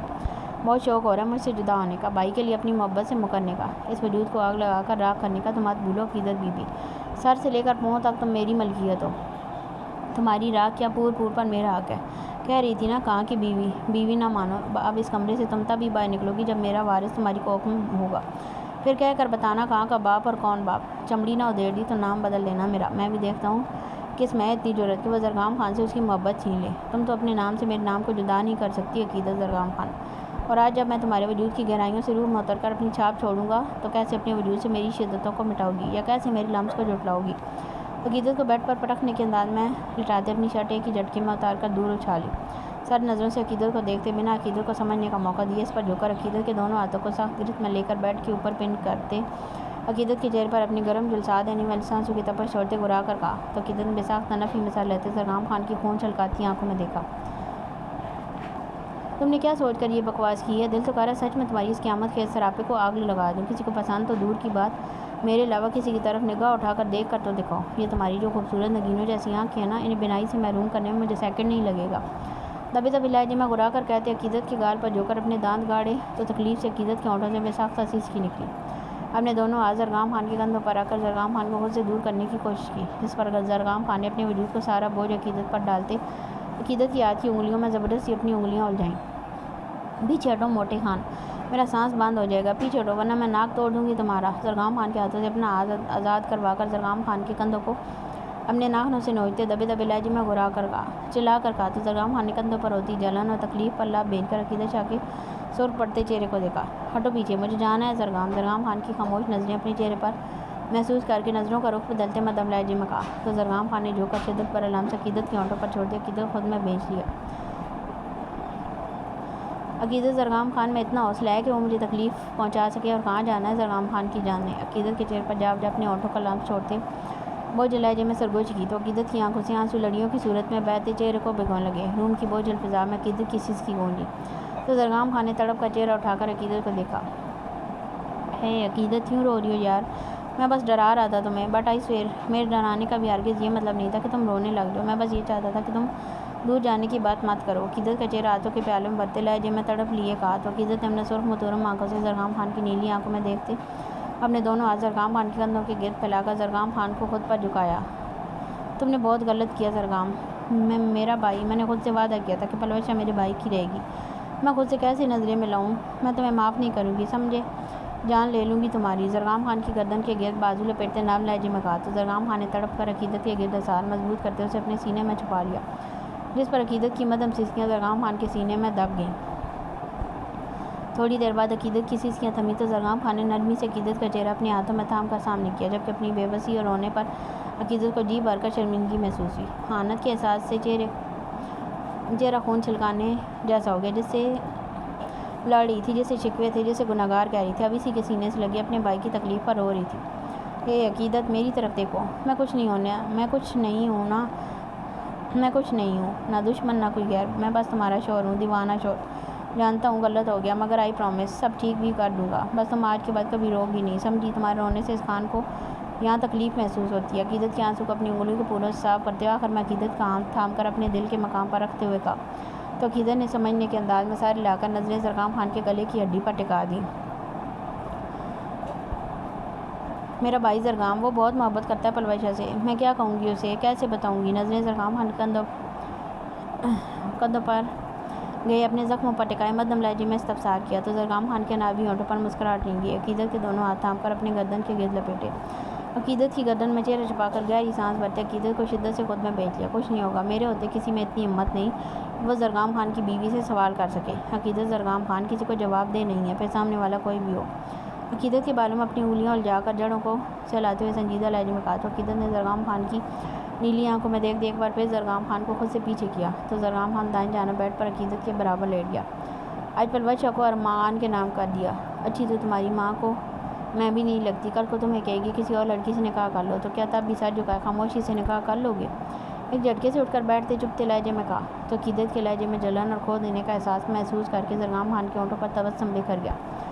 ماں ہے پھر وہ میری، اور ماں کا حکم تو سارا آنکھوں پر، لیکن دوسری شادی سے پہلے اپنی پہلی بیوی سے تو اپنا حق لے لوں، پہلے فاصلے تو سمیٹتے ہیں تو یار مجھے، پھر دوسری کے بارے میں بھی سوچتے ہیں۔ پیچھے سے عقیدت کو اپنے اثار میں لیتے عقیدت کی دودھ یا کمر پر جا اپنے لب رکھتے گمبھیر لہجے میں سرگوشی کی، مگر زرگام خان کے لفظوں سے عقیدت کو اپنے تن بدن میں آگ لگتی محسوس ہوئی۔ میں تمہارا قتل کر دوں گی زرگام، چھچورے انسان، ہٹو پیچھے۔ زرگام خان کے اثار میں بن پانی کی مچھلی کی طرح تڑپتے ہوئے چلا کر کہا، جس پر زرگام خان نے اپنی شدتوں میں اضافہ کرتے عقیدت کو خود میں سختی سے قید کر لیا۔ عقیدت نے اپنی بائیں کونی زرگام خان کے پیٹ میں ماری تو زرگام خان کی گرفت ہلکی ہوئی تو عقیدت جھٹکے سے اثار توڑتی اٹھ کر سامنے کھڑی ہوئی، جس پر زرگام خان نے گہری استحقاق بھری खुमार आलू नज़रों से अकीदत को होश रुबा बिखरे सरापे को देखा। गला डीप होने की वजह से दोनों कंधे से सिरक चुका था। गोल्डन घने बाल और कंधों के गिर्द बिखरे हुए थे। चांद सा खूबसूरत चेहरा बालों की आवारा लिटों में छुपा हुआ था। जबकि जरगाम खान की लौ देती नज़रों से घबराकर अकीदत ने नज़रों का जाविया फेरने की कोशिश की, मगर नज़रें बेख्तियार होती जरगाम खान के वजीह चेहरे से सिरकती गर्दन से होती मजबूत चौड़े सीने पर आन ठहरी। सिक्स पैक को देख अकीदत को अपने गले में गिल्टी सी उभर कर मालूम होती महसूस हुई। तुमने जो भी बकवास की, चाहे वो गुस्से में थी या नफरत में, मगर मैंने जो भी कहा वो सच था अकीदत। आज मैं हम दोनों के दरमियान इन सब फासलों को समेटना चाहता हूँ। तुम्हें मुकम्मल तौर पर अपना बना लेना चाहता हूँ। तुम्हारी वापसी की सारी राहों को अपनी गुर्बत में कैद कर लेना चाहता हूँ। तुमसे इजाज़त नहीं मांगूंगा, क्योंकि तुम्हारे निकाह के लिए आमी बनना मेरे साथ इस रिश्ते को हर तरह से आगे बढ़ाने के लिए आमी बनना ही था। मुझे सिर्फ तुम्हारा साथ चाहिए, तजाज या मज़ामत नहीं, वरना अंजाम की ज़िम्मेदार तुम खुद होगी। अकीदत की ब्यूटी फोन पर अपनी उंगली ट्रेस करते साथ लहजे में कहा तो जरगाम खान के सुलगते हाथों के लम्स और साद अल्फाज से अकीदत को अपने रगों पे में सर लहरें सराहियत करती महसूस हुई।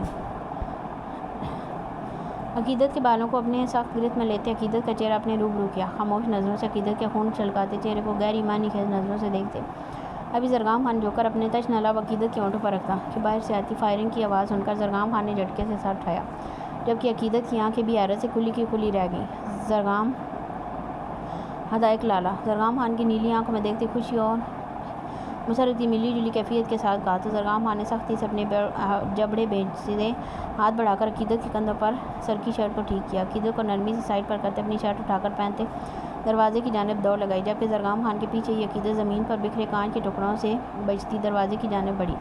पलवशा कहाँ है? अपने कमरे में तो नहीं है? कश्यप बेगम ने मुक़द्दस बेगम के कमरे में दाखिल होते हैरत से इस्तफसार किया तो मुक़द्दस बेगम के होंठों पर मकरूम मुस्कुराहट छिन गई। और मकान के कमरे में छोड़ कर आई हूँ, जितना जल्दी हो सके इनका रिश्ता आगे बढ़ना चाहिए।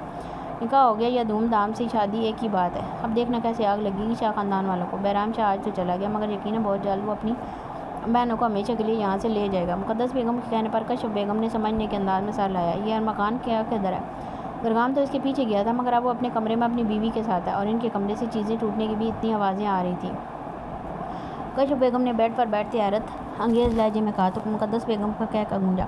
औकात याद दिला रहा होगा इस अकीदत को, बहुत हवाओं में है ना, अभी तो इस थप्पड़ का भी जवाब देना होगा अकीदत को। ऐसी जगह मारूंगी पानी भी नसीब नहीं होगा। और जरगाम गया था और मकान के पीछे मर्दान खाने में था और मकान कह रहा था थोड़ी देर में खुद ही आ जाएगा, इसलिए जरगाम वापस आ गया। अभी मुक़द्दस बेगम आगे कुछ और कहती कि बाहर से आती गोलियों की आवाज़ सुन दोनों पर झक्का रहेगी। अल्लाह खैर, ये कौन है कमबख्त जो इस वक्त हवेली में गोलियाँ चला रहा है? कश्यप बेगम ने दहल कर कहा तो मुक़द्दस बेगम ने खौफ से उन्हें देखा। ये कमबख्त हदायक शाह ही हो सकता है, गोलियां चला नहीं रहा, मैं मौत की घाट उतारने आ गया। मुक़द्दस बेगम के दांत पीस कर कहने पर कश्यप बेगम ने फटी फटी आंखों से बंद दरवाजे को देखा। हदायक शाह का सोचते ही उन्हें अपने जिस्म से जान निकलती महसूस हुई। आयस खान कमरे का दरवाज़ा खोलकर अंदर दाखिल हुआ तो नज़रें बेड पर पड़े बैग पर गईं, जहाँ चेहरे पर नॉर्मल तासरात सजाए कदम ड्रेसिंग टेबल की जाने बढ़ाए, जहाँ से खटपट की आवाज़ें आ रही थी। अभी आयस खान ड्रेसिंग रूम में दाखिल होता कि उरिया कपड़ों का अंबार उठाए अपनी मैक्सी को मुश्किल संभालती बाहर रही, जिसे देख आयस खान ने होंठों का किनारा दांतों तले दबाए अपनी मुस्कुराहट छुपाई। अपने सामने खड़े आयस खान को नज़रअंदाज करते उरिया ने कदम बेड पर पड़े बैग की जानिब बढ़ाए और पटखने के अंदाज में कपड़ों को बैग में रखा। अपना ब्लैक कोट उतार कर एक गहरी इस्तेकाक भरी नज़र उरिया शाह की पुष्ट पर डालते हाथ में थामे कोट को लपेट कर उरिया की कमर का निशाना लिया। उरिया जो चेहरे पर सख्त असरात सजाए तेज़ी से हाथ चलाती कपड़ों के अंबार को बैग में ठूंसने में मसरूफ़ थी। अपनी कमर पर हुए इस अचानक हमले पर मुझक्का रह गई, आँखें और मुँह हैरत की ज़्यादती से खुले रह गए। गर्दन से शिकार के आयस खान को देखा, जब मुस्कुराती नज़रों से उरिया को देख अपनी शर्ट की आस्तीनों को कोनियों तक फोल्ड कर रहा था। उरिया के देखने पर आंख दबाई तो उरिया ने हड़बड़ा कर नज़रों का रुख बदला। चेहरा आयस खान की हरकत पर तप उठा था। गुन्ना मेस ना खान दांत कचा कर बड़बड़ा कर कहते बैग की जिप बंद ना होने पर झुंझला कर कुछ जोड़े निकाल कर ज़मीन पर फेंके, जबकि ड्रेसिंग टेबल के ड्रॉ से बाम निकालते आयस खान की नज़र मुसलसल उरिया शाह के दिलकश सरापे में उलझी थी। बाम की डब्बी को मुट्ठी में दबाए कदम उरिया की जानिब बढ़ाई, जो बैग की जिप बंद करती गहरी सांस भरकर अपनी कामयाबी पर मुस्करा रही थी। तो शुरू करें हम? उरिया की कमर के गिर्द बाजू लपेटते अपने करीब तर करते जोकर उरिया के कान में गंभीर लहजे में सरगोशी की तो आयस खान के इस कदर करीब आ जाने पर उरिया का दिल दाग से रह गया। अपने पेट पर मजबूती से लिपटे आयस खान के हाथ को देखते उरिया को अपनी रीढ़ की हड्डी में सनसनाहट दौड़ती महसूस, खुश पड़ते होंठों को तार करते गर्दन से छिकार के आयस खान को देखने की कोशिश की, मगर आयस खान को अपनी जानब खुमार आलू नज़रों से देखते पाकर उरिया के गाल शर्म और हया से दहक उठे। लंबी घनी पलकें हया के बोझ से आर्ज़ों पर साया फगन होगी। آئس خان کی جلساتی سانسوں کی تپش اپنی گردن پر محسوس کرتے عریہ کو اپنا سانس سینے میں اٹکتا محسوس ہوا۔ اس سے پہلے وہ آئس خان کی قربت میں پگھلتی شام کے مناظر آنکھوں کے پردے کے آگے لہرائے تو طلسمی لمحات کا فسون چھناکے سے ٹوٹا۔ مجھے اپنی چیزیں سمیٹنی ہیں، ہٹیں پیچھے۔ آئس خان کا اثار توڑنے کی کوشش کرتے سر دو سپاٹ لہجے میں کہا تو آئس خان نے سخت نظروں سے اپنے اثار میں بن پانی کی مچھلی کی طرح پھڑپھڑاتی عریہ شاہ کو دیکھا، نظروں میں دیکھا۔ تم مجھے چھوڑنے کی بات کر رہی ہو؟ دونوں ہاتھ عریہ کی کمر پر باندھے سر دو سپاٹ لہجے میں ٹھہر ٹھہر کر استفسار کیا تو آئس خان کے سر رویے پر عریہ کا دل دھک سے رہ گیا۔ میرے سامنے ہی تم مجھے اپنا اور اپنے بھائی کا فیصلہ سنا رہی ہو کہ تم مجھے چھوڑ رہی ہو یا شاید چھوڑ دو گی، یعنی کہ تمہیں اپنی سانسیں عزیز نہیں ہیں یا بہت جال میں تمہیں زندگی سے اکتا گئی ہو جو یوں مرنے کی باتیں کر رہی ہو، عریہ کی شہ رگ پر اپنا انگوٹھا پھیرتے پراسرار لہجے میں پھنکارتے ہوئے کہا تو آئس خان کے اس قدر شدید رد عمل پر اور آئس خان کی دہکتی سانسوں کی تپش اپنے چہرے پر محسوس کر کے عریہ نے سختی سے اپنی آنکھیں میچتے کپاتے ہاتھوں سے آئس خان کی سفید شرٹ کو سامنے سے مٹھیوں میں دبوچا۔ نہیں، میرا مطلب وہ نہیں، وہ آئس رسم ہوتی ہے نا، شادی کے نیکسٹ ڈے دلہن جاتی ہے نا واپس۔ آئس خان کے بگڑے تیور دیکھ جلدی سے بات سنبھالنے کی کوشش کرتے مدھم لہجے میں کہا کیونکہ وہ جتنا مرضی بہادر بنتی یا بلانٹ تھی نہ اس کی اپنے بھائیوں کے سامنے زبان کھلتی تھی اور اب آئس کے سامنے وہ جو دل میں آتا کہہ تو جاتی تھی، مگر اب اس گھنے میں اس نے خان کے خطرناک تیور دیکھ عریہ کو اپنی جان لبوں پر محسوس ہو رہی تھی، اوپر سے اس خان کی غصے سے سرخ پڑتی آنکھیں عریہ کے رہ سے اوسان بھی خطا کر رہی تھی۔ اسے تو سمجھ نہیں آ رہا تھا وہ کون سی عورتیں ہوتی ہیں جو شور غصے میں ہوتا ہے تو آگے سے پورا مقابلہ کر لیتی ہیں، یہاں تو صرف سر لہجہ اور سرخ آنکھیں دے گی وہ پل میں اپنی بات سے بدلی تھی کیونکہ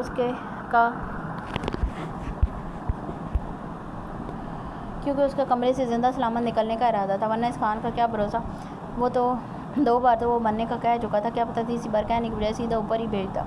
دل میں عقیدت کو 200 صلواتوں سے نوازا کیونکہ وہی اسے بہادر بننے، حق کے لیے بولنے، دوسروں کا منہ بند کروانے کے مشورے دیتی رہتی تھی۔ اس کا یہ کہنا تھا کہ جب سچ بولو، سچ کے لیے لڑو تو یہ مت دیکھو کہ سامنے کون ہے، اور اب وہ جو بولتی تھی تو سچ میں بھول جاتی تھی کہ سامنے والا کون ہے، اور اب وہ سامنے والا خونخوار تاثرات چہرے پر سجائے عریہ کے لیے بولنے کا انتظار کر رہا تھا اور عریہ کا دل کر رہا تھا زمین پھٹے اور وہ اس میں سما جائے۔ تمہارا بھائی یا ماں واپس لے کر گئی تھی جو تم اکیلے واپس جانے کی بات کر رہی ہو؟ سخت لہجے میں سوال پوچھا تو عریہ نے بے ساختہ نفی میں گردن لائی جبکہ اپنی کمر پر دھنستی آئس خان کی انگلیوں کے جان لیوا لمس اور وہ مزاحمت بھی نہیں کر پا رہی تھی۔ تو اب تم اکیلے واپس جانا چاہتی ہو؟ بھیجوں تمہیں واپس؟ آئس خان کے پھر سے کرخت لہجے میں کیے گئے سوال پر عریہ نے بے بسی سے منہ بسورتے نفی میں سر لایا، سر آئس خان کے سینے سے ٹکایا۔ اب وہ کہاں جاتی؟ اس پاگل شخص سے وہ الجھ نہیں سکتی تھی۔ وہ جانتی تھی جو سوال وہ کر رہا ہے اگر ان کے جواب میں وہ نہ ہوئے جو وہ سننا چاہتا ہے تو وہ عشرت برپا کر دے گا۔ تو میری جان یہی بات پہلے مجھ سے پوچھ لیتی، پہلے ہی کمر میں درد تھا اور پھر تم نے یہ خام خواہ کی محنت کی۔ عریہ کے چہرہ ہاتھوں میں بھرتے عریہ کے ماتھے پر نرمی سے اپنے لب رکھتے مسکرا کر کہا تو عریہ نے گہری سانس بھرتے منہ بسور کر آئس خان کے وجیح چہرے کو دیکھا۔ آئس خان کے اثار میں کھڑی وہ کوئی نازک سی گڑیا ہی لگ رہی تھی جبکہ 6 فٹ سے نکلتا قد، مضبوط چوڑے سینے اور کسرتی بازوؤں کے اثار میں عریہ کو قید کیے چہرہ اپنے سینے میں چھپی عریہ کے چہرے پر جھکائے عریہ کو وہ کوئی خاموش رہنے والا ظالم جو ہی لگا تھا۔ عریہ کی نظر میں اگر وہ خاموش رہتا تھا تو بہت اچھا تھا کیونکہ اس شخص کے پاس صرف الفاظ نہیں تھے، الفاظ کے جال تھے، وہ لفظوں کے جال میں انسان کو الجھا کر اپنی منمانی کرنے والا شخص تھا۔ وہ سنگر تھا اور عریہ کو اندازہ ہو رہا تھا کہ وہ اتنا مقبول کیوں تھا۔ وہ لفظوں کے ساتھ ہیر پھیر کر کے لفظوں کے ساتھ کھیلتے لوگوں کے دلوں میں اتر جاتا تھا اور اپنی بے باک لفظوں کی سرگوشیوں سے وہ عریہ کے معصوم سے دل کو دہلا کر رکھ دیتا تھا۔ آئس میں چینج کر لوں، ایکچولی میں بہت انکمفرٹیبل فیل کر رہی ہوں۔ آئس خان کی لو دیتی جذبوں سے چور آنکھوں سے گھبرا کر مدھم لہجے میں کہا تو آئس خان نے نفی میں سر لاتے عریہ کو خود میں بھیج لیا۔ نہیں، چینج کرنے کی ضرورت نہیں ہے، ابھی تو میں نے تمہیں جی بھر کر دیکھا بھی نہیں ہے، ابھی تو تمہیں جی بھر کر دیکھنا باقی ہے۔ تمہارے جان لیوا حسن کو خراج تحسین پیش کرنا ہے، تمہاری روح میں شامل ہو کر تمہیں اپنے رنگ میں رکھنا ہے، ابھی تو سب کچھ باقی ہے جانے آئس، اور تم ابھی سے فرار چاہ رہی ہو۔ جھک کر نرمی سے عریہ کو اپنی باہوں میں اٹھاتے قدم بیڈ کی جانب بڑھاتے خمار آلو لہجے میں سرگوشی کی، جھک کر اپنے لب عریہ کی چھوٹی سی ناک پر رکھتے عریہ کو بیڈ پر لٹایا تو عریہ نے اپنے خشک پڑتے ہونٹوں کو تر کرتے پلکوں کی باڑ اٹھا کر آئس خان کو دیکھا جو استحقاق بھری گہری نظروں سے عریہ کے دلکش سراپے کو دیکھتے ہاتھ میں تھامی بام کی ڈبی کا ڈھکن کھول کر سائڈ ٹیبل پر رکھ چکا تھا۔ بام ڈھکن کے قریب رکھتے اپنی شرٹ کی آستینوں کو کونیوں تک فولڈ کرتے شرٹ کے اوپری بٹن کھولے، آئس خان کی شرٹ کے کھلے بٹنوں سے جھانکتے مضبوط چوڑے سینے پر نظر آتے بالوں کو دیکھ عریہ شاہ نے بے ساختہ اپنی نظروں کے رخ پھیرتے بیڈ کی دوسری جانب دیکھ کھسکنے کی کوشش کی۔ ابھی عریہ آگے ہوتی اس سے پہلے ہی آئس خان نے جھک کر اپنا مضبوط کسرتی بازو عریہ کی کمر کے گرد لپیٹے اسے بیڈ پر اوندے منہ لٹا کر اس پر جھکایا۔ اس اچانک ہونے والی افتاد اور اپنی کمر پر رینگتی آئس خان کی انگلیوں کے جان لیوا لمس پر عریہ کی چیخ بے ساختہ تھی جس سے لاپرواہ بنتے آئس خان نے مسکرا کر عریہ شاہ کے بالوں پر اپنے لب رکھے۔ آئس میں بالکل ٹھیک ہوں، اس کی ضرورت نہیں، پلیز رہنے دیں۔ آئس خان کے ہاتھ کی پشت کو اپنی میکسی کے ڈیپ گلے سے نظر آتی کمر پر رینگتے محسوس کر کے التجائی لہجے میں کہا تو آئس خان نے خاموش نظروں سے اپنے اظہار میں قید نازک مومی وجود کو دیکھا۔ لیکن جو تکلیف تمہیں میری وجہ سے ہوئی اس کا ازالہ بھی تو کرنا ہے نا جانے آئس۔ بنا عریہ کو سمجھنے کا موقع دیے ایک جھٹکے میں میکسی کی زپ کھولتے بوجھل لہجے میں جواب دیا تو عریہ نے ہڑبڑا کر اپنے ہاتھ پیچھے کر کے اپنی کمر کو چھپانے کی کوشش کی، مگر آئس خان کے ہاتھوں کی سخت گرفت اپنی کلائیوں پر محسوس کر کے شرم و حیا سے سختی سے اپنی آنکھیں میچتے چہرہ تکیے میں چھپا لیا۔ مزاحمت کرتے ہاتھوں کو ڈھیلا چھوڑا تو آئس خان کے نابی ہونٹوں پر مسکراہٹ نہیں گئی۔ نظریں عریہ کی کلائیوں سے ہوتی دودھ یا کمر پر سرکیں تو آئس خان کو اپنے گلے میں کانٹے سے چبھتے محسوس ہوئے۔ آنکھوں میں جذبات کا ٹانٹے مارتا سمندر لیے بے خود ہوتے اپنے لب عریہ کے کندھے پر رکھے، آئس خان کے جان لیوا ہونٹوں کے لمس، مونچھوں کی چبھن اور دہکتی سانسوں کی تپش محسوس کر کے عریہ کو اپنی جان ہوا ہوتی محسوس ہوئی۔ تبھی آئس خان نے خمار آلود نظروں سے عریہ کے کپکپاتے وجود کو، ہاتھوں کی انگلیوں پر بام لگاتے گہری نظروں سے عریہ کے لرزتے وجود کو دیکھا، نرم انگلیوں کو عریہ کی کمر پر پھیرا تو عریہ شاہ نے جھٹکے میں رخ بدلتے چہرہ آئس خان کے سینے میں چھپا لیا۔ کمرے کی معنی خیز خاموشی میں دونوں کی بے ہنگم ہوئی دھڑکنوں کا شور رقص پیدا کر رہا تھا۔ دھوکنے کی مانند چلتی عریہ کی سانسوں کو محسوس کر کے آئس خان نے خمار آلود نظروں سے خود میں چھپی گہری سانس لیتی عریہ شاہ کو دیکھتے بام کی ڈبی دور اچھالتے دونوں بازو عریہ کی کمر کے گرد لپیٹتے اسے خود میں بھیج لیا۔ آئس پلیز نہیں، مجھ سے یہ مطلب مجھے شرم آ رہی ہے، ٹوٹے پھوٹے لفظوں میں بات کہنے کی کوشش کرتے آخر میں روانگی میں اپنی بات کہی تو کمرے کی خاموشی میں فضا میں آئس خان کا دل کا شکیقہ گونجا، جس پر عریہ نے شرمندگی سے اپنی آنکھیں سختی سے میچتے ہونٹوں کا کنارہ دانتوں تلے دبایا۔ انہیں شرم و حیا کے پردوں کو تو ہمارے درمیان سے ہٹانے کی کوشش کر رہا ہوں، میری بے باکیوں اور شدتوں پر شرماؤ، مگر شرما کر مجھ سے دور نہیں، مجھ میں سمٹ جانا عریہ، تمہارا دور جانا مجھے شرم و حیا میں بھی قبول نہیں۔ عریہ کے ہاتھوں کی انگلیوں میں اپنے ہاتھوں کی انگلیاں الجھاتے عریہ کے ہاتھوں کو بیڈ پر دائیں بائیں جانب لاک کرتے عریہ کے چہرے پر جھکتے شدت بھرے لہجے میں ایک ایک لفظ پر زور دے کر کہا تو عریہ نے حیرت سے آئس خان کی چاکلیٹ براؤن آنکھوں میں نظر آتے جنون کو دیکھا۔ میں آپ سے دور نہیں جا سکتی آئس، یہ میرے بس میں نہیں، مجھے آپ سے کوئی طوفانی محبت نہیں، مگر اس رشتے کو نبھانے کے لیے میں کسی بھی طوفان کا مقابلہ کر سکتی ہوں۔ یہ رشتہ میرے باپ نے جوڑا تھا، میں اسے انجان تھی، بھٹک گئی تھی، مگر جس دن اس رشتے کو جانا، یہ رشتہ میرے لیے دنیا کے ہر رشتے سے زیادہ اہمیت رکھتا ہے۔ لیکن کل سے سب بدل گیا، میرے لیے یہ رشتہ نہیں، اس رشتے میں جڑا شخص جو میری روح کا حصہ ہے وہ بھی مجھے جان سے عزیز ہو گیا۔ کبھی کبھی طوفانی محبت ہونا ضروری نہیں ہوتا، وہ رشتہ جو آپ کو جوڑتا ہے، دو جسموں کو ایک جان بناتا ہے، اس کا احساس ہونا، اس کا آپ کے لیے اہم ہونا ضروری ہوتا ہے۔ میرے لیے آپ سے بڑھ کر کچھ نہیں آئس، میرے لیے سانسوں سے زیادہ ضروری ہو گئے ہیں آپ۔ آئس خان کے چہرے کو اپنے ہاتھوں کے جالوں میں بھرتے نرم لہجے میں کہتی وہ آئس خان کو سرشار کر گئی تھی۔ عریہ کے مان بھرے محبت کے اظہار کی تاثیر آئس خان کو اپنے رگوں پہ میں سرایت کرتی محسوس ہوئی۔ آئس خان نے بے ساختہ جھکتے عریہ کے ماتھے پر اپنا شدت بھرا لمس چھوڑتے عریہ کے چہرے کو جا بجا اپنی شدت بھرے لمس سے مہکا دیا۔ ابھی آئس خان جھک کر عریہ کے بے ترتیب ہوئی سانسوں میں اپنی سانسیں الجھاتا کہ باہر سے آتی فائرنگ کی آواز پر آئس خان نے جھٹکے سے سر اٹھایا۔ سالے تیری تو ہدایت شاہ کو سوچتے آئس خان نے دانت پیستے گالی دینی چاہیے، مگر عریہ کے ہونٹوں کی طرف اپنی جانب منہ کھولے تکتے دیکھ کر سر جھٹکتے جھک کر عریہ کے نیموا ہونٹوں کو اپنی سخت گرفت میں لیتے شدت بھرا لمس چھوڑ کر ایک جھٹکے میں پیچھے ہوا، بنا عریہ کو سمجھنے کا موقع دیے عریہ کمر کے گرد بازو لپیٹتے اسے ایک بار پھر سے اوندے منہ کرتے احتیاط سے میکسی کی زپ بند کرتے پیچھے ہوا۔ باہر آؤ تو اچھے سے دوپٹہ اوڑھ کر آنا یا ڈریس چینج کر کے آنا، ورنہ یہ نہ ہو تمہارے بھائی کو چھوڑ کر میں تمہاری ٹانگیں توڑ دوں، سخت لہجے میں کہتے جلدی سے کبرٹ کے ڈرار سے اپنی پسٹل لیتا باہر کی جانب بڑھا، جبکہ عریہ آکداکسی ناسمجھی سے کمرے کا دروازہ کھول کر باہر جاتے آئس خان کو دیکھ رہی تھی۔ پھر سمجھ آنے پر جھٹکے سے اپنی جگہ سے اٹھی، ڈریس چینج کرنے کا وقت تو تھا نہیں، اس لیے میکسی کے ساتھ کا دوپٹہ اٹھا کر جلدی سے خود کے گرد لپیٹتی باہر کی طرف بڑھی۔ ارمغان خان نے دکھتے سر کو دائیں ہاتھ کی انگلیوں سے دباتے ایک نظر لاؤنج میں لگی گھڑی پر وقت دیکھا تو رات کے 12 دیکھ گہری سانس بھرتے قدموں کا رخ اپنے کمرے کی جانب کیا، دروازے کا ہینڈل گھماتے دروازہ کھول کر اندر داخل ہوا۔ ارادہ کمرے میں داخل ہوتے بستر پر گرتے نیند کی وادی میں کھو جانے کا تھا، کیونکہ اتنے دنوں سے وہ ذہنی اذیت میں مبتلا تھا۔ سلویٰ شاہ کو کھونے کا احساس سانپ کی طرح ڈس رہا تھا، اور آج سلویٰ شاہ کی آنکھوں میں نمی دیکھ کر ارمغان خان کو اپنی سانسیں رکتی محسوس ہو رہی تھیں۔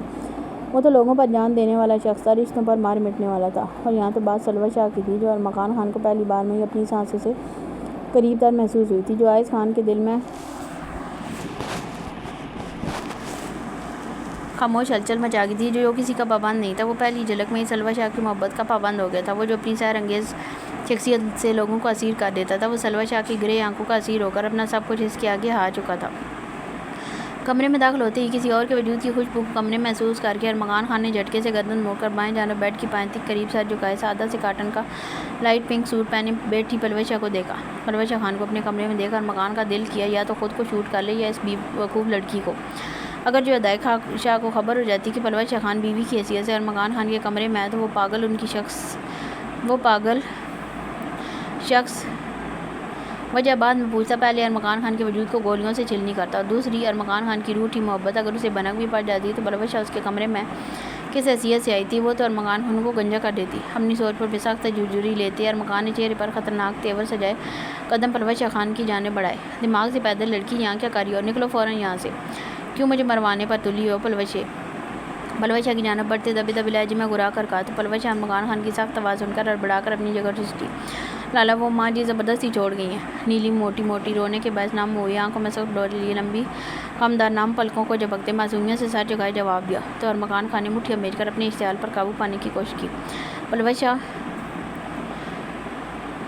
کو وہ نکاح ہونے سے پہلے محض کر کے بتا چکا تھا کہ یہ نکاح صرف ایک دکھاوا ہے۔ نکاح پڑھوانے والا آئس خان کے ڈرائیور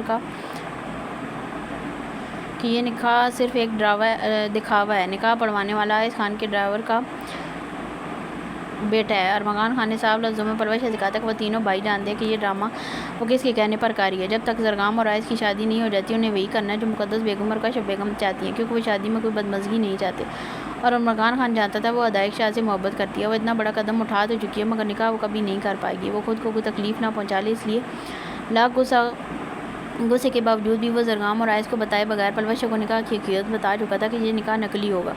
آئس تو اتنے دنوں سے مسلسل ادائق سے رابطہ کرنے کی کوشش میں ہلکان ہو رہا تھا۔ نہ جانے بہرام شاہ نے اسے کہاں چھپایا تھا کہ وہ ارد گرد کے گاؤں جس شہر بہرام شاہ جاتا تھا وہاں کا چپا چپا چھان چکا تھا، مگر ادائق شاہ کے بارے میں کچھ پتہ نہیں چل سکا تھا۔ جب اس کے دوران میں ارمغان خان کو اپنی جان کے لالے پڑے ہوئے تھے جتنا وہ سب کو گھماتا تھا، اب قسمت نے ساری کسریں ایک ساتھ ہی پوری کر دی تھی۔ ایک طرف ہونے والا سالہ تھا اور دوسری جانب اس سالے کی تایا زاد بہن جو شاید ارمغان خان کو کچا ہی چبا جائے گی۔ سلویٰ شاہ کی ناراضگی، اس کی بے رخی اور سب سے زیادہ سلویٰ شاہ کی آنکھوں میں خود کو بے وفا دے کر ارمغان خان کو اپنا آپ انگاروں پر لوٹتا محسوس ہو رہا تھا۔ تم کیوں اپنی اور میری جان کی دشمن بن رہی ہو پلوش؟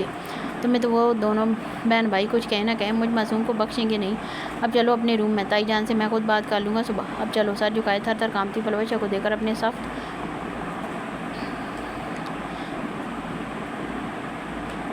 اور صبر حد الامکان ضبط کرتا دانت پیستے ہوئے کہا، مگر پلوش شاہ کو مسلسل سر جھکائے کھڑے دیکھ کر ارمغان نے جھنجھلائے ہوئے آگے بڑھ کر پلوش شاہ کلائی کو اپنی سخت گرفت میں لیتے قدم باہر کی جانب بڑھانے جائے، مگر اس سے پہلے ہی کمرے کا دروازہ دھاڑ کی آواز سے کھلا، جس پر ارمغان نے سختی سے اپنی آنکھیں میچ کر آنے والی طوفان کے لیے خود کو تیار کیا۔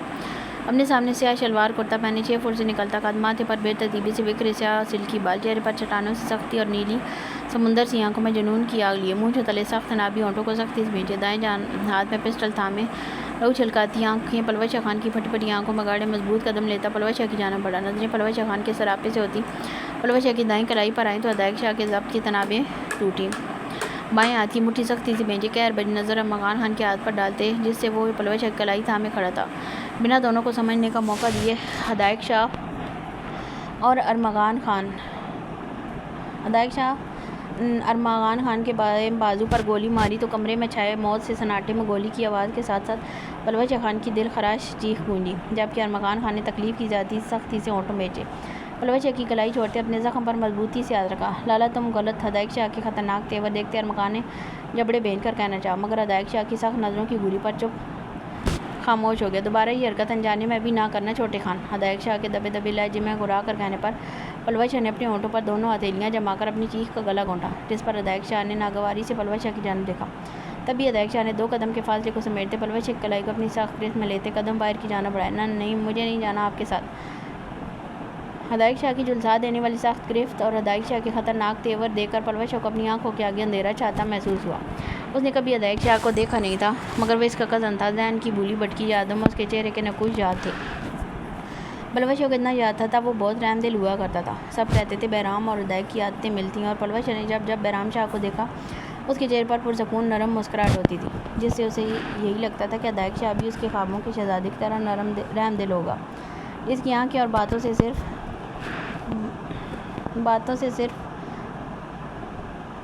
جھلکتی ہوگی، مگر آج اپنے سامنے دیو قیامت جسامت، چہرے پر چٹانوں سے سختی لیے قہر بھری آگ برساتی نظروں سے خود کو دیکھتے ادائک شاہ کو دیکھ پلوش شاہ کو اپنے ننھے سے دل کو سنبھالنا مشکل ہو رہا تھا۔ وہ مزاحمت کر رہی تھی مگر ادائک شاہ کان لپیٹے ناک کی سیدھ میں چلتا پلوش شاہ کو اپنے ساتھ گھسیٹے جا رہا تھا۔ ہاتھ چھوڑو میری بہن کا ادائک۔ وہ سیڑھیاں اتر کر نیچے لاؤنج میں آئے تو پیچھے سے سیڑھیاں اترتے زرگام خان نے چلا کر کہا تو ادائک شاہ پلوش شاہ کی کلائی پر گرفت سخت کرتا جھٹکے سے ایڑیوں کے بل گھوم کر رخ زرگام خان کی جانب کیا۔ نظریں زرگام خان کی آنکھوں میں گاڑے اپنے ہاتھ کو جھٹکا دے کر پاس کھڑی پلوش خان کو اپنے اثار میں لیا، جس پر زرگام خان نے خون چھلکاتی نظروں سے ادائک شاہ کو دیکھا، جبکہ پلوش شاہ اپنے بھائی کے سامنے اس شخص کی بے باکی پر کان کی لو تک سرخ پڑ گئی۔ لالا پلوش شاہ کا ہاتھ چھوڑیں، بیٹھ کر بات کرتے ہیں۔ زرگام خان کے خطرناک حد تک سرخ پڑتے چہرے اور پلوش خان کے تھر تھر کانپتے وجود کو دیکھا زرگام کے بائیں جانب کھڑی ہوئی عقیدت نے نرم لہجے میں کہا۔ تب تک مقدس اور کشف بیگم بھی وہیں آ گئی تھی۔ آئز خان تیزی سے سیڑھیاں اترتا زرگام کی سائڈ سے گزرتا ادائک شاہ کے سامنے جا کر کھڑا ہوا، جبکہ اپنی میکسی کو بمشکل سنبھالتی عوریہ بھی تیزی سے سیڑھیاں اتر کر نیچے آئی تو آگے کا منظر دیکھ کر اس کا دل چاہ اپنا ماتھا پیٹ لے۔ مجال تھی جو ان لوگوں کی بے چین روح کو ذرا سکون ہو۔ شاہ ہاتھ چھوڑے میری بہن کا۔ آئز خان کی گرجدار آواز لاؤنج میں گونجی تو ادائک شاہ نے استہزائیہ نظروں سے آئز خان کو دیکھا، جس پر آئز خان نے مٹھیاں بھیج کر اپنے اشتعال پر بمشکل قابو پانے کی کوشش کی۔ میں تمہاری بہن کا ہاتھ چھوڑوں گا تو کیا تم میری بہن کو چھوڑ دو گے؟ آئز خان سے بھی گرجدار آواز میں دھاڑتے ہوئے کہا تو مقدس اور کشف بیگم نے دہل کر اپنے سینے پر ہاتھ رکھا۔ اگر ہاتھ تھامنے کا اتنا شوق تھا تو کہاں غائب تھے؟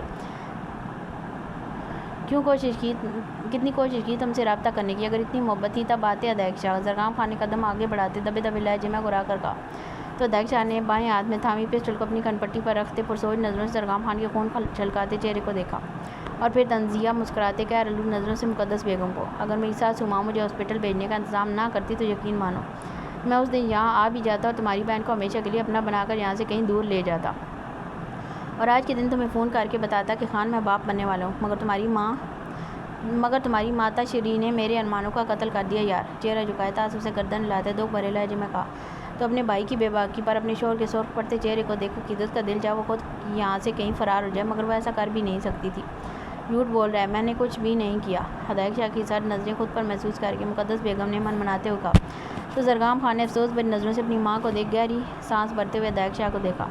لالا میرا ہاتھ چھڑوائیں۔ سب کو ایک دوسرے کی جانب دیکھتا پا کر پلوش خان نے روتے ہوئے کہا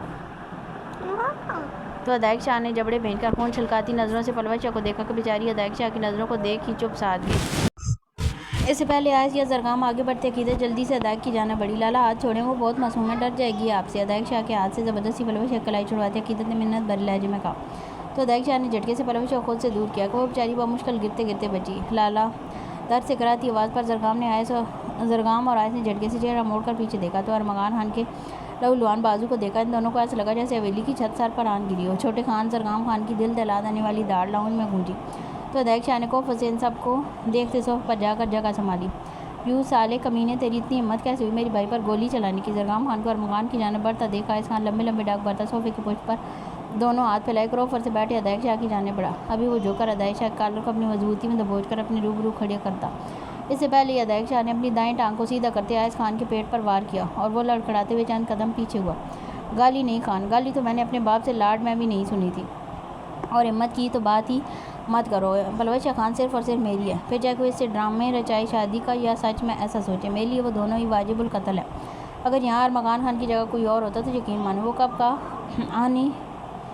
اپنی سانس سے پوری کر چکا ہوتا۔ اب اپنی یہ دھڑی ہوئی شکل گم کرو، کیونکہ میں تمہیں نہیں کسی اور کو فرصت سے نہارنے آیا ہوں۔ آئز خان کے پٹھانی نقوش والے چہرے میں سرخیاں گھلتے دیکھا، آخر میں آنکھ دبا کر کہا تو آئز خان نے جھک کر ادائک شاہ کی دونوں ٹانگوں کو پکڑ کر صف پر سمیت پیچھے کو الٹا تو لاؤنج عورتوں کی دل خراش چیخوں سے گونج اٹھا، جبکہ ان چیخوں کے درمیان ادائک شاہ کے دل جلا دینے والے کہہ کے عروج پر تھے لالا میں ٹھیک ہوں، گولی چھو کر گزری ہے۔ زرگام خان کو شرٹ اتار کر اپنے زخم پر باندھتے دیکھ ارمغان خان نے جبڑے بھینچ کر نرم لہجے میں کہا تو زرگام خان نے خون چھلکاتی نیلی آنکھوں سے ارمغان خان کو دیکھتے اس کے بالوں میں ہاتھ پھیرتے ارمغان خان کا کندھا تھپتھپایا۔ آئز پیچھے ہٹیں، کیا کر رہے ہیں آپ کو لگ جائے گی۔ آئز خان کے آگے بڑھتے دیکھ اپنے دونوں ہاتھ آئز خان کے سینے پر رکھتے اسے ادائک شاہ سے پیچھے کرنے کی کوشش کرتے عوریہ شاہ نے التجائیہ لہجے میں کہا تو آئز نے غصے سے سرخ انگارہ ہوتی آنکھوں سے اپنے سامنے کھڑی اپنی متاع جان کو دیکھا جو آنکھوں میں التجا لیے آئز خان کو دیکھ رہی تھی۔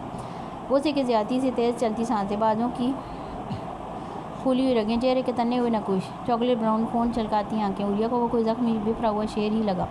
لالا بس کریں یہ تماشا، پاگل ہو گئے ہیں آپ، پلیز یہاں سے جائیں، ہم صبح بات کریں گے اس بارے میں۔ ادائک شاہ کے سامنے کھڑے ہوتے عقیدت نے دبے دبے لہجے میں چلا کر کہا تو ادائک شاہ نے سخت نظروں سے عقیدت کو گھورا تمہارا کمینہ شوہر میری امانت عزت سے لوٹا دے، میں اسے لے کر چلا جاؤں گا، مگر اس کے بغیر تو یہ ناممکن ہے۔ عقیدت اپنے ہونٹ سے نکلتے خون کو ہاتھ کی پشت سے صاف کرتے ساتھ سپاٹ لہجے میں کہا تو عقیدت نے اپنے بھائی کی ہردرمی پر سختی سے مٹھیاں مینچی۔ لالا شوہر ہے وہ میرا، اس کے خلاف میں کوئی بات نہ سنوں، گالی تو بہت دور کی بات ہے، آئندہ سے زرگام کو گالی مت دیجیے گا ورنہ میں سارے لحاظ بھول جاؤں گی۔ 2 قدم کے فاصلے کو سمیٹتے ادائق شاہ کے قریب ہوتے دانت پیسے سرگوشی نما آواز میں کہا تو ادائق شاہ نے ابرو جھکا کر عقیدت شاہ کو داد دینے والے انداز میں دیکھا۔ مطلب تم اس کل کے بنے شوہر کی وجہ سے اپنی جان سے عزیز بھائی کے خلاف جاؤ گی؟ عقیدت کے لہجے میں جھک کر سرگوشی کی تو عقیدت نے گھور کر ادائق شاہ کو دیکھا۔ شوہر شوہر ہی ہوتا ہے لالا، 2 دن پہلے کہو یا 2 منٹ پہلے کا، وہ میری عزت پر میرے کردار پر کسی کی بات گوارا نہیں کرتا، تو میں کیسے اپنے شوہر کے خلاف کچھ سن لوں؟ آپ بھائی ہیں میرے، مجھے اب بھی جان سے عزیز ہیں، مگر آپ دونوں میں سے کسی کا ساتھ دینا پڑے تو میں حق اور سچ پہ ہونے والے کا دوں گی۔ ادائق شاہ کی نیلی آنکھوں میں اپنی سبز نگینوں جیسی آنکھیں گاڑے ایک ایک لفظ پر زور دے کر کہا تو ادائق شاہ نے سمجھنے کے انداز میں سر لایا۔ ابھی عقیدت کچھ سمجھتی کہ پیچھے سے آتے زرگام خان نے کندھوں سے تھام کر عقیدت کو پیچھے کیا اور پوری شدت سے پانچ ادائق شاہ کے ناک پر رسید کیا۔ سالے تیری تو یہ جو سر پر چوٹ لگ کر دماغ ٹھکانے سے سٹک گیا نا، یہ کوئی ڈاکٹر نہیں، زرگام خان ہی ٹھکانے پر لائے گا۔ ادائق شاہ کے ماتھے پر لگی بینڈیج کو دیکھ دانت پیس کر کہا۔ ابھی عقیدت ان دونوں کو روکتی کہ وہ پل میں ایک دوسرے سے گتم گتہ ہو چکے تھے، جبکہ آئز خان عوریہ کا بازو تھامے سر نظروں سے ان دونوں کو دیکھ رہا تھا۔ ارمغان خان نے سیڑھیوں پر بیٹھتے اپنا سر دائیں جانب دیوار سے ٹکاتے تعصب سے سر ہلایا کہ تبھی بہرام شاہ بھاگنے کے انداز میں وہاں آیا تھا۔ ارمغان نے نیچے آنے سے پہلے بہرام کو یہاں کی صورتحال کے بارے میں بتا دیا تھا۔ پاگل ہو گئے ہو تم لوگ، چھوڑو ایک دوسرے کو، اگر 1 سیکنڈ میں تم دونوں پیچھے نہ ہوئے تو میں عشر بیکار دوں گا تم دونوں کا۔ زرگام اور ادائق کو ایک دوسرے سے پیچھے کرنے کی کوشش کرتے دھاڑتے ہوئے کہا تو ادائق شاہ نے ایک جھٹکے میں زرگام خان کو خود سے پیچھے دھکیل دیا۔ ہائے میرا بیٹا، اللہ غارت کرے مہنوش شاہ، کشف بیگم نے آگے بڑھتے ارمغان خان کو اپنے سینے سے لگاتے دھاڑے مار کر روتے ہوئے کہا تو عوریہ نے ناگوار نظروں سے اپنے بھائی کو بددعائیں دیتی کشف بیگم کو دیکھا۔ آئس اپنی چچی سے کہے میرے بھائی کو کچھ مت بولو۔ آئس خان کی گرفت سے اپنا بازو چھڑوانے کی کوشش کرتے دانت پیس کر کہا تو آئس خان نے نرم نظروں سے عوریہ شاہ کی جانب دیکھا۔ ریلیکس خان کی جان، ان کے بولنے سے تمہارے ڈیڈ بھائی کو کچھ نہیں ہونے والا، اس کا ثبوت تمہارے بھائی کا زندہ سلامت تمہارے سامنے ہونا ہے جو ایکسیڈنٹ سے نہیں مرا۔ ان کے رونے چلانے سے تم تھوڑی کچھ ہوگا اسے، جو عوریہ کے بالوں میں اپنی انگلیاں پھیرتے سرگوشی نما آواز میں کہا تو سب کے سامنے آئس خان کے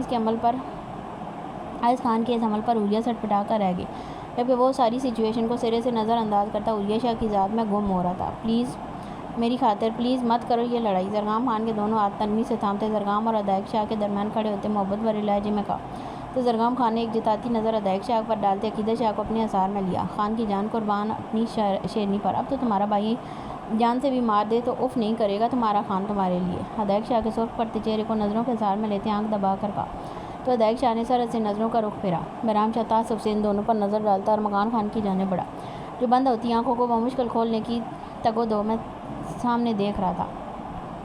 میرے بھائی کو ہاتھ بھی مت لگانا، میں سر پھاڑ دوں گی تمہارا۔ ارمغان خان کی جانب بہرام شاہ کو بڑھتے دیکھ کے امتثال خان نام چہرہ لیے بہرام شاہ کے رستے میں آل ہوئی، اپنے دونوں بازو دائیں بائیں پھیلائے سخت لہجے میں بہرام شاہ کو روکا تو بہرام شاہ نے حیرت سے امتثال خان کی نم شہد رنگ کانچ سی آنکھوں میں دیکھا۔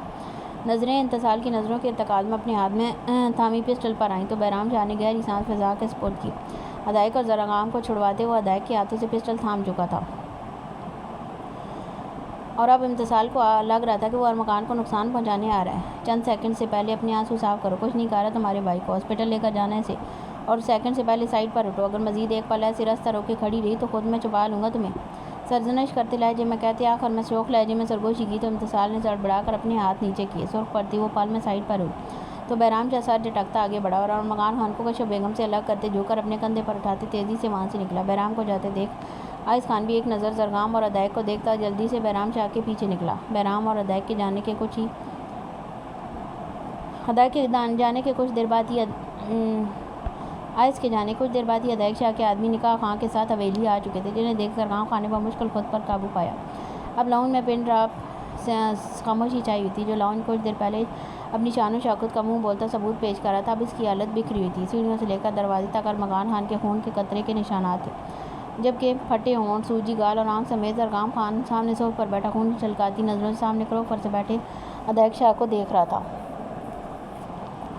جبکہ زرگام خان کے ساتھ بیٹھی عقیدت نظروں سے ہی اپنے بھائی کو باز رہنے کا کہہ رہی تھی۔ ادائق شاہ کے قریب بیٹھی عوریہ کا بھی ایک بے بس نگاہ بھائی پر ڈالتی اور کبھی ایک نگاہ زرگام خان کے سرخ پڑتے چہرے پر، جبکہ صوفے کے دائیں جانب کھڑی امتسال زر پڑتی کامتی پلوشوں کو اپنے سینے میں چھپائے کھڑی تھی۔ کشف بیگم تو بہرام اور آئس کے نکلتے ہی چادر لیتی اپنے بیٹے کے پیچھے ہاسپٹل نکل چکی تھی، جبکہ مقدس بیگم سیڑھیوں کے قریب کھڑی نفرت بھری نظروں سے ان سب کو دیکھ رہی تھی۔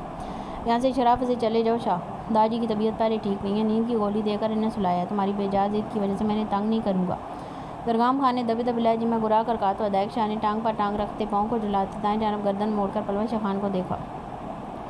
شرافت سے میرا کوئی لینا دینا نہیں خان، یہ فضول کی باتوں میں میرا وقت ضائع نہ کرو۔ میں نے کون سا تمہاری داجی سے نکاح کرنا ہے؟ جس سے نکاح کرنا ہے وہ یہ کھڑی ہے زندہ سلامت، جس نے گواہ بننا ہے وہ ڈھیٹ انسان میرے سامنے براجمان ہے۔ نکاح خاں باہر کھڑا ہے تو تم اپنے بے جا انا کو چھوڑ کر نکاح کے لیے اجازت دو، اپنے دائیں پاؤں کو مسلسل جھلاتے سرد و سپاٹ لہجے میں کہا۔ تو ادائک شاہ کی بات پر زرگام خان کو مٹھیاں بھیجتے دیکھ عقیدت نے نامحسوس انداز میں اپنا ہاتھ بڑھا کر زرگام خان کے ہاتھ کو تھاما۔ زرگام پلیز لالا کی بات مان لو، کل بھی تو کرنا ہے نا، تو آج ہی۔ زرگام خان کی نیلی وحشت لی آنکھوں میں اپنی سبز نگینوں جیسی آنکھیں ڈالتے نرم لہجے میں کہا۔ تو زرگام خان نے سپاٹ نظروں سے عقیدت کے خوبصورت چہرے کو دیکھتے نظروں کا رخ بدلتے پلوش خان کو دیکھا۔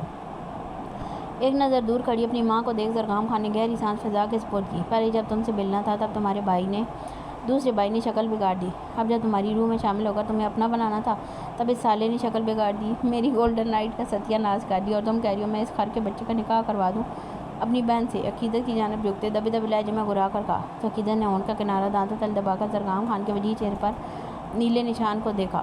مجھے ہر حال میں یہ شکل قبول ہے، کروا دو نا نکاح، ان کے مسئلوں سے جان چھڑوا کر سکون سے گولڈن نائٹ بھی منا لینا، اور ہنی مون پر بھی سب سے چھپ کر کہہ دو کہیں دور چلے جائیں گے۔ محبت پر لہجے میں سرگوشی کرتے چور نظروں سے ادائک شاہ کو دیکھا جو نظریں جھکائے زمین کو دیکھنے میں مصروف تھا۔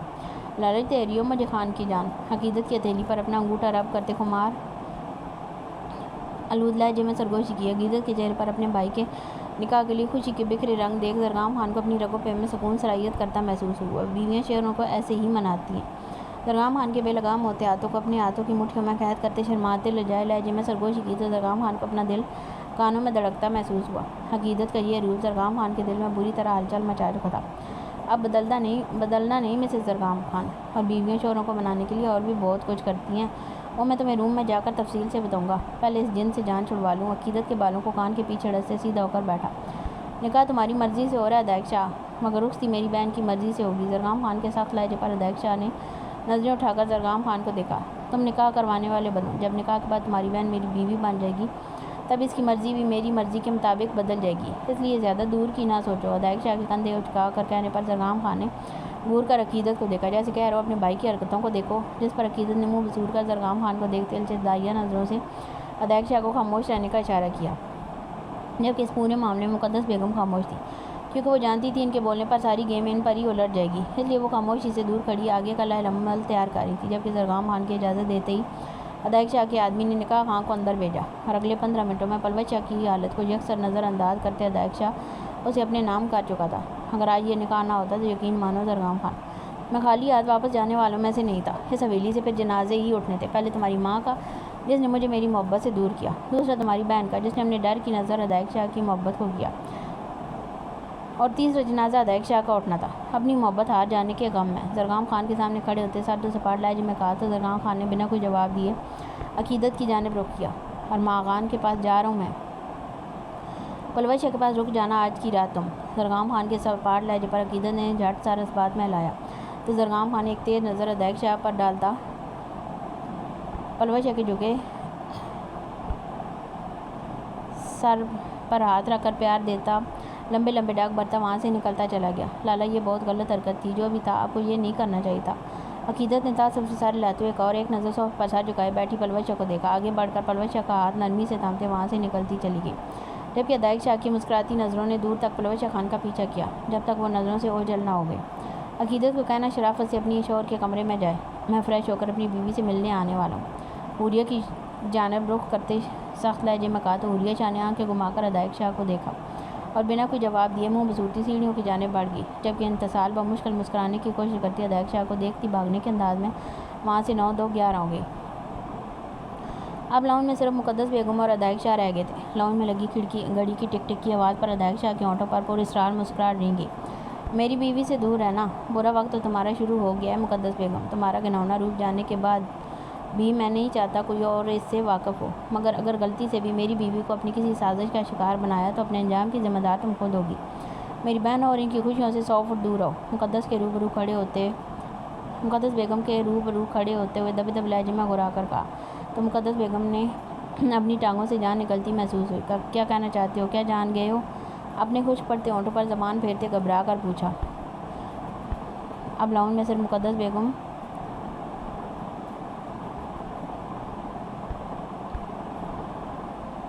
تو لاؤنج کی خاموشی میں دیگ شاہ کا دلکش کہہ گونجا۔ مقدس بیگم کو بنا جواب دیے لمبے لمبے ڈاک برتا وہاں سے نکلتا چلا گیا، جبکہ مقدس بیگم نے پریشانی سے اپنا سر تھام لیا۔ کچھ دن پہلے ادائق شاہ کے علاوہ کسی اور شخص کا تصور ہی سوانح روح تھا۔ وہ ادائق شاہ کی جان بچانے کی خاطر اتنا بڑا قدم تو اٹھا چکی تھی، مگر وہ کیسے کسی اور کی ہو سکتی تھی؟ وہ جو مکمل طور پر ادائق شاہ کی بن کر اس کے نام سے منسوب ہو کر اس کے سامنے جانا چاہتی تھی، وہ کیسے کسی اور کا ہاتھ تھام کر ادائق شاہ کا سامنا کر سکتی تھی؟ وہ نہیں جانتی تھی کہ اس شخص کے لیے پلوش شاہ خان کا اس کا ہونا یا نہ ہونا اہمیت رکھتا ہے یا نہیں، مگر پلوش شاہ خان کے لیے تو اس کا سب کچھ ادائق شاہ ہی تھا۔ بیڈ پر اوندے منہ ڈیٹھی اٹکیوں سے روتی وہ قسمت کی ستم ظریف وار ماتم کراتی، سانس جیسے سینے میں اٹک رہا تھا، دھڑکنیں سست پڑ رہی تھیں، اور پلوش شاہ خان کی یہی دعا تھی کہ ادائق شاہ کے علاوہ کسی اور کا ہونے سے بہتر ہے کہ ان کے بےمانی سانسوں کی ڈور ٹوٹ جائے۔ تبھی کمرے کی خاموش فضا میں موبائل کی چنگھاڑتی ہوئی آواز گونجی، جسے سن پلوش شاہ نے اپنے کانوں پر سختی سے ہاتھ رکھ لیے۔ فی الحال وہ کسی سے بات نہیں کرنا چاہتی تھی، دل بری طرح سے گھبرا رہا تھا۔ وہ اپنی ماں کو بتانا چاہتی تھی کہ اس کا دل کس قدر تکلیف میں ہے، وہ دھاڑے مار مار کر رونا چاہتی تھی، مگر وہ رو نہیں پا رہی تھی۔ ایسا لگ رہا تھا تکلیف کی شدت سے دل پھٹ جائے گا۔ وہ منت کرنا چاہتی تھی اپنی ماں کی کہ وہ ادائق شاہ سے رشتہ توڑ سکتی ہے، مگر کسی اور کی نہیں ہو سکتی، مگر وہ یہ کہہ نہیں پا رہی تھی۔ دل میں ڈر تھا کہ اگر مقدس بیگم نے کہہ دیا کہ اس کے بھائیوں نے ادائق کو کچھ کر دیا تو وہ کیسے برداشت کریں گے۔ ابھی وہ اپنی سوچوں میں گم تھی کہ ایک بار پھر سے موبائل کی چنگھاڑتی آواز گونجی۔ کال کرنے والا کوئی مستقل مزاج ہی تھا۔ تکیے سے چہرہ اٹھاتے نم بھیگی نیلی آنکھوں کو ہاتھ کی پوچھ سے صاف کرتے گردن ترچھی کر کے سائڈ ٹیبل پر پڑے موبائل کو دیکھا۔ گلے میں آنسو کا گولا اٹکتا سا محسوس ہوا۔ خشک پڑتے ہونٹوں کو زبان سے تر کرتے اپنے وجود کو گھسیٹنے کے انداز میں آگے کرتے ہاتھ بڑھا کر سائڈ ٹیبل سے موبائل کو اٹھایا۔ موبائل پر چمکتے جانے لالا کے الفاظ کو دیکھ کے ہی آنسو پلکوں کی باڑ توڑ کر رخسار پر بہہ نکلے۔ زرغام اور آئس خان ارمغان کو چھوٹا خان کہہ کر بلاتے تھے، جبکہ امتصال اور پلوش شاہ کو تو اپنے لاڈلے اور چہیتے لالا میں جان تھی۔ امتصال کو کوئی کام ہوتا ارمغان خان سے تو وہ اسے جانے لالا کہتی، جس پر ارمغان کافی چڑھتا بھی تھا۔ اس لیے امتصال نے اپنے اور پلوش شاہ کے موبائل میں ارمغان خان کے نمبر کو جانے لالا کے نام سے سیو کیا تھا۔ اپنی نازک گلاب سی پنکھڑیوں جیسے بڑبڑاتے ہونٹوں کو بری طرح کچلتے دھندلی آنکھوں سے اسکرین پر نظر آتی ارمغان خان کی مسکراتی تصویر کو دیکھا۔ وہ خود کی نظروں میں تو گری تھی، مگر وہ ساری عمر کیسے اس شخص کے سامنے نظر اٹھا سکے گی جس نے چھوٹی بہنوں جیسے لاڈ اٹھائے تھے۔ السلام علیکم، اپنی آنسوں پر بند باندھ کر بمشکل ٹوٹے پھوٹے لفظوں میں سلام کیا تو دوسری جانب ارمغان خان جو غصے میں بھرا بیٹھا تھا اور پلوش شاہ کی اچھی خاصی کلاس لینے کا سوچے بیٹھا تھا۔ پلوش شاہ کی نیم بھیگی آواز سن کر گہری سانس بھر کر رہ گیا۔ میری بات کان کھول کر سن لو پلوشی، میں نے ہمیشہ تمہیں چھوٹی بہن سمجھا ہے۔ تم نے جو بھی بکواس کی ہے اس کے بعد میرا دل تو تمہیں اپنے ہاتھوں سے قتل کرنے کو چاہ رہا ہے، مگر لاکھ روکنے کے باوجود بھی لہجے میں سختی دھر آئی تو ارمغان خان نے بمشکل خود پر ضبط کیا۔ نکاح تو تم سے میں کسی ضرورت نہیں کروں گا، مگر پھر اس کے لیے چاہے مجھے خود مرنا پڑے یا تمہیں مارنا پڑے، تو اس غلط فہمی کو دماغ سے نکال ہی دو، اور جس نے تمہارے دماغ میں یہ فطور بھرا ہے نا، اس سے دور رہو۔ اور اگر تمہیں یہ لگ رہا ہے کہ ادائق شاہ کو کوئی بہت ہی رحم دل اور مسیحا ٹائپ بندہ ہے تو تب بھی اپنی یہ غلط فہمی دور کر لو۔ وہ مسیحا اور رحم دل بے سہاروں، غریبوں اور یتیم لوگوں کے لیے۔ لوگوں کے آپریشن تو وہ جان بچانے کے لیے کرتا ہے نا، ہمارا اس نے جان سے مارنے کے لیے کر دینا ہے۔ تم نہیں بتانا چاہتا ابھی مت بتاؤ کہ تم نہیں بتانا چاہتی ابھی مت بتاؤ کہ تم نے ایسا کیوں کیا، مگر میری بات کو کھول کر سن لو اور اس کے بعد اپنی چونچ باندھ رکھنا۔ یہ نکاح نقلی ہوگا، صرف اور صرف دوسروں کو دکھانے کے لیے، جب تک ہدایت لالا نہیں آ جاتے۔ اس کے بعد اگر تم ان کے سامنے یہ بات کہہ دو گی کہ تمہیں ان سے شادی نہیں کرنی تو میں مان لوں گا کہ تم سچ میں ان سے شادی نہیں کرنا چاہتی۔ آئی بات سمجھ؟ سرد و سپاٹ لہجے میں ایک لفظ پر زور دے کر کہا تو پلوش شاہ خان نے بے ساختہ سارا اسپات میں لایا۔ ابھی وہ آگے سے کوئی جواب دیتی ارمغان خان فون رکھ چکا تھا، جبکہ پلوش شاہ خان کی آنکھیں خوشی سے چمک اٹھی تھیں۔ ادائق سامنے ہوگا تو وہ کیسے اسے کہہ سکتی تھی کہ وہ اس سے شادی نہیں کرنا چاہتی؟ وہ تو ادائق شاہ کا ہاتھ تھام کر یہاں سے دور چلی جائے گی، جہاں کوئی دشمنی کسی نفرت کا نام و نشان تک نہیں ہوگا۔ نکاح خان نہیں آئے گا نکاح پڑھوانے۔ آئس خان کو ہاتھ میں نکاح نامہ تھامے کھڑے کمرے میں داخل ہوتے دیکھ مقدس بیگم نے حیرت سے پوچھا تو آئس خان نے ابرو اچکا کر سپاٹ نظروں سے انہیں دیکھا۔ آپ کو نکاح سے مطلب ہے یا نکاح خان سے؟ سرد و سپاٹ لہجے میں ایک لفظ چبا کر کہا تو مقدس بیگم نے گڑبڑا کر آئس خان کے سپاٹ چہرے کو دیکھا۔ نہیں، مجھے کسی سے کیا مطلب ہوگا، میں تو بس اس لیے کہ نکاح پڑھائے گا۔ ابھی مقدس بیگم اپنی بات مکمل کرتی کہ ایاز خان ساتھ رکھتا، سائڈ سے ہوتا، صوفے پر ساتھ جھکائے دوپٹے کا گھونگھٹ اوڑھے بیٹھی پلوش شاہ کی جانب بڑھا۔ ارمغان کافی غصے میں اور اپنا غصہ وہ نکاح خواہاں پر بھی نکال چکا ہے۔ پلوش بیٹے یہاں سائن کر دو۔ مقدس بیگم کو جواب دیتے پلوش کے سر پر ہاتھ رکھتے نرم لہجے میں کہا تو پلوش نے کپکپاتے ہاتھوں سے پین تھام کر جہاں جہاں ایاز خان کہتا گیا وہ سائن کر دیے۔ مبارک ہو، اللہ تمہیں خوش رکھے۔ پلوش کے سر پر پیار دیتے ایک قہر بھری نظر وہاں کھڑی تینوں عورتوں پر ڈالتا سر جھٹکتے روم سے نکلتا چلا گیا، جبکہ مقدس بیگم نے نکاح ہو جانے کی خوشی میں یہ تک بھی نہ دیکھا کہ ایاز خان کے ہاتھ میں موجود نکاح نامہ اصلی بھی ہے یا نقلی۔ ارمغان خان کی بات مکمل ہونے پر بہرام شاہ نے مسکراتے ہوئے سر جھٹکا۔ جب تم جانتے تھے کہ گولی سے تمہیں ایک خروچ جتنا نقصان ہوا ہے تو پھر اتنی نوٹنکی کرنے کی کیا ضرورت تھی؟ ہاسپٹل کے پرائیویٹ روم میں بیڈ کے دائیں جانب پڑے صوفے پر بیٹھتے ایاز خان نے سرد لہجے میں استفسار کیا تو بہرام شاہ کے موبائل پر پب جی کھیلتے ارمغان خان نے اپنی شہد رنگ آنکھوں کو چھوٹا کر کے معصوم شکل بنا کر ایاز خان کو دیکھا، جبکہ بہرام شاہ نے ہونٹ کا کنارہ دانتوں تلے دبا کر بمشکل اپنے امڑتے قہقہے کو روکا۔ وہ تو میں نے ماں جی کی وجہ سے کیا، موقع اچھا تھا تو اسی سے فائدہ اٹھایا میں نے۔ جب زرگام لالا نے اپنی شرٹ زخم پر باندھی انہیں تب ہی اندازہ ہو گیا تھا اور ماں جی کو احساس دلانا تھا کہ دشمنی اور نفرت کا یہی انجام ہوتا ہے۔ آج میں خون میں لت پت تھا، کل کو کفن میں۔ دونوں ہاتھوں میں موبائل تھامے میویت سے گیم کھیلتے لاپرواہ لہجے میں کہتے ابھی ارمغان خان بات مکمل کرتا کہ ایاز خان نے ضبط سے سرخ پڑتی آنکھوں سے ارمغان خان کے جھکے سر کو دیکھا۔ بکواس بند کرو چھوٹے خان، جان سے مار دوں گا آئندہ یہ گھٹیا بات دوبارہ کی۔ جب جانتے ہو ہماری جان بچتی ہے تو میں پھر یہ گھٹیا بات سوچی بھی کیسے تم نے؟ اگر ادائق شاہ تمہارے کمرے تک پہنچ گیا تھا تو اس کا مطلب یہ نہیں تھا کوئی بھی منہ اٹھا کر حویلی میں داخل ہو جائے گا یا تمہیں نقصان پہنچا سکے گا۔ ارمغان خان تک موت کو بھی پہنچنے سے پہلے اس کے بھائیوں کا سامنا کرنا ہوگا۔ تم پر تو زرگام خان خود کو وار دے اور تم اپنے بھائیوں کی جان لینے والی باتیں کر رہے ہو۔ کمرے کا دروازہ دھار سے کھولتے اندر داخل ہوتے زرگام نے ارمغان کے قریب پہنچتے دبے دبے لہجے میں گھرا کر کہا تو ارمغان خان نے سر ٹکا کر مدد طلب نظروں سے ایاز خان کو دیکھا جو خود خون چھلکاتی نظروں سے ارمغان کو ہی دیکھ رہا تھا۔ چھوڑو یار، بچہ ہے، نکل گئی بات منہ سے، اب جانے بھی دو۔ بہرام شاہ نے قدم زرگام خان کی جانب بڑھاتے نرم لہجے میں مسکرا کر کہا تو زرگام خان نے غصے کی زیادتی سے سرخ پڑتے چہرے پر ہاتھ پھیرتے خود پر ضبط کرنے کی کوشش کرتے ارد گرد نگاہ دوڑائی۔ ادائق کہاں ہے؟ پھر تو نہیں جھگڑے تم لوگ؟ زرگام خان کے روبرو کھڑے ہوتے سنجیدہ لہجے میں استفسار کیا تو زرگام خان نے اپنی نیلی خون چھلکاتی نظروں سے بہرام شاہ کو دیکھتے مٹھیاں بھیج کر اپنے اشتعال پر قابو پایا۔ سالے کا نکاح کروا کر آ رہا ہوں، دل تو میرا اسے جان سے مارنے کا تھا مگر اپنی بہن کے آگے بے بس ہوا ہے یہ خان۔ اگر وہ یہ سمجھتا ہے کہ حویلی داخل ہو جانا یا ارمغان خان کے کمرے تک پہنچ جانا اس کی بات نہیں تھی تو کان کھول کر سن لو اور اسے بتا دینا۔ یہ زرگام خان کی اجازت تھی کہ وہ حویلی کے اندر تک آ جائے۔ ہم جانتے تھے کہ وہ آئے گا، یہ بھی جانتے تھے کہ وہ پاکستان میں ہی ہے اور اسے زخمی حالت میں ہاسپٹل سے کسی اور جگہ شفٹ کرنے والے بھی تم ہو۔ ہم جو بھی کر لیتے وہ اپنی مرضی کے بغیر سامنے نہ آتا، اس لیے یہ نکاح کا ڈرامہ کیا ادائق شاہ کے سامنے لانے کے لیے، کیونکہ میرے پاس گاؤں کے اور بہت سے مسائل ہیں۔ میں اسٹار پلس کی ستی ساوتری بیوی بن کر اس کا انتظار نہیں کر سکتا تھا کہ وہ کب آئے گا۔ زیادہ مسئلہ پلوش کا تھا۔ مجھے سمجھ نہیں آ رہی کہ ماں کیوں اس قدر ان کے خلاف ہے۔ میں لاکھ سمجھا بھی چکا ہوں مگر وہ نہیں مان رہی، اس لیے یہ ضروری تھا کہ کسی بھی طرح پلوش کا نکاح ادائق سے ہو جاتا۔ سرد و سپاٹ لہجے میں کہتے گہری نیلی آنکھوں سے پھر سے گیم میں گھر کر ارمغان خان کو دیکھا۔ صحیح وقت آنے تو سب سامنے آ جائے گا، میں ذرا ڈرائیور کو دیکھ لوں، کپڑے لانے کا بولا تھا، اس سے پہلے فجر کا وقت گزر جائے گا۔ اپنی خون لگی شرٹ پر ہاتھ پھیرتے زرگام کی باتوں کو نظر انداز کرتے ہوئے کہا تو پیچھے بیٹھے ایاز خان نے تعصب سے سر ہلاتے ان تینوں کو دیکھا۔ میں بھی نماز کے لیے جا رہا تھا، ساتھ ہی چلتے ہیں اور چچی کو بھی گھر بھیجنا ہے۔ اتنا ڈوز کافی تھا، مجھے تو لگتا ہے یہ عورتوں کو سدھارنے کا یہی طریقہ ہے۔ زخمی ہو کر اسپتال پہنچ جاؤ۔ ارمغان خان کے ہاتھوں سے موبائل چھین کر سائڈ ٹیبل پر رکھتے ہوئے سنجیدہ لہجے میں کہا تو ایاز خان کی بات پر بہرام شاہ کا دلکش قہقہہ گونجا، جبکہ زرگام خان نے تعصب سے سر ہلاتے آگے بڑھ کر ارمغان خان کو اپنے سینے سے لگاتے ارمغان خان کی پیٹھ تھپتھپائی۔ آئندہ چاہے ماں ہو یا بیوی، انہیں اپنے طریقے سے ڈیل کرنا ہے، ایسے بے وقوف والی حرکت کرنے کی ضرورت نہیں۔ تمہارے سامنے بندوق تان کر چاہے ادائق شاہ کھڑا ہو یا کوئی بھی، مجھے تم صحیح سلامت چاہیے، پھر چاہے خود کو بچانے کے لیے سامنے والے کو موت کی گھاٹ اتار دو۔ سرد و سپاٹ لہجے میں ایک ایک لفظ پر زور دیتے ارمغان خان کو دیکھتے ہوئے کہا تو ارمغان خان نے سر ہلانے پر اکتفا کیا، جبکہ ایاز خان نے گہری سانس بھرتے بہرام شاہ کو باہر نکلنے کا اشارہ کیا تو وہ سر ہلاتا ایاز خان کے ساتھ کمرے سے باہر نکل گیا۔ لالا آپ بھی جانتے ہیں کہ ادائق لالا بیسٹ شوٹر ہیں، اگر ان کی نیت مجھے نقصان پہنچانے کی ہوتی تو میرے سینے کا نشانہ لیتے، اب انہوں نے ایسا کیوں کیا وہی بہتر جانتے ہیں۔ اور پلوش اور ادائق لالا کے نکاح کا فیصلہ بہت اچھا کیا آپ نے، اپنی ڈارک براؤن بالوں کو ہاتھ کی مدد سے سیٹ کرتے سنجیدہ لہجے میں کہا تو زرگام خان نے پرسوچ نظروں سے ارمغان خان کے چہرے کو دیکھتے سر اسبات میں لایا۔ اس بارے میں بعد میں بات کرتے ہیں، پہلے اٹھ کر نماز پڑھ لو، میں بھی مسجد میں نماز ادا کر کے آتا ہوں، میرے سے پہلے نماز پڑھ چکے ہو تم۔ نیلی آنکھوں کو چھوٹا کرتے گور کر ارمغان خان کو کہا تو روم کی فضا میں ارمغان خان کا قہقہہ گونجا تو زرگام خان نے مسکراتے ہوئے ارمغان کے سیٹ کیے بالوں کو ہاتھ سے بگاڑا، قدم باہر کی جانب بڑھائے۔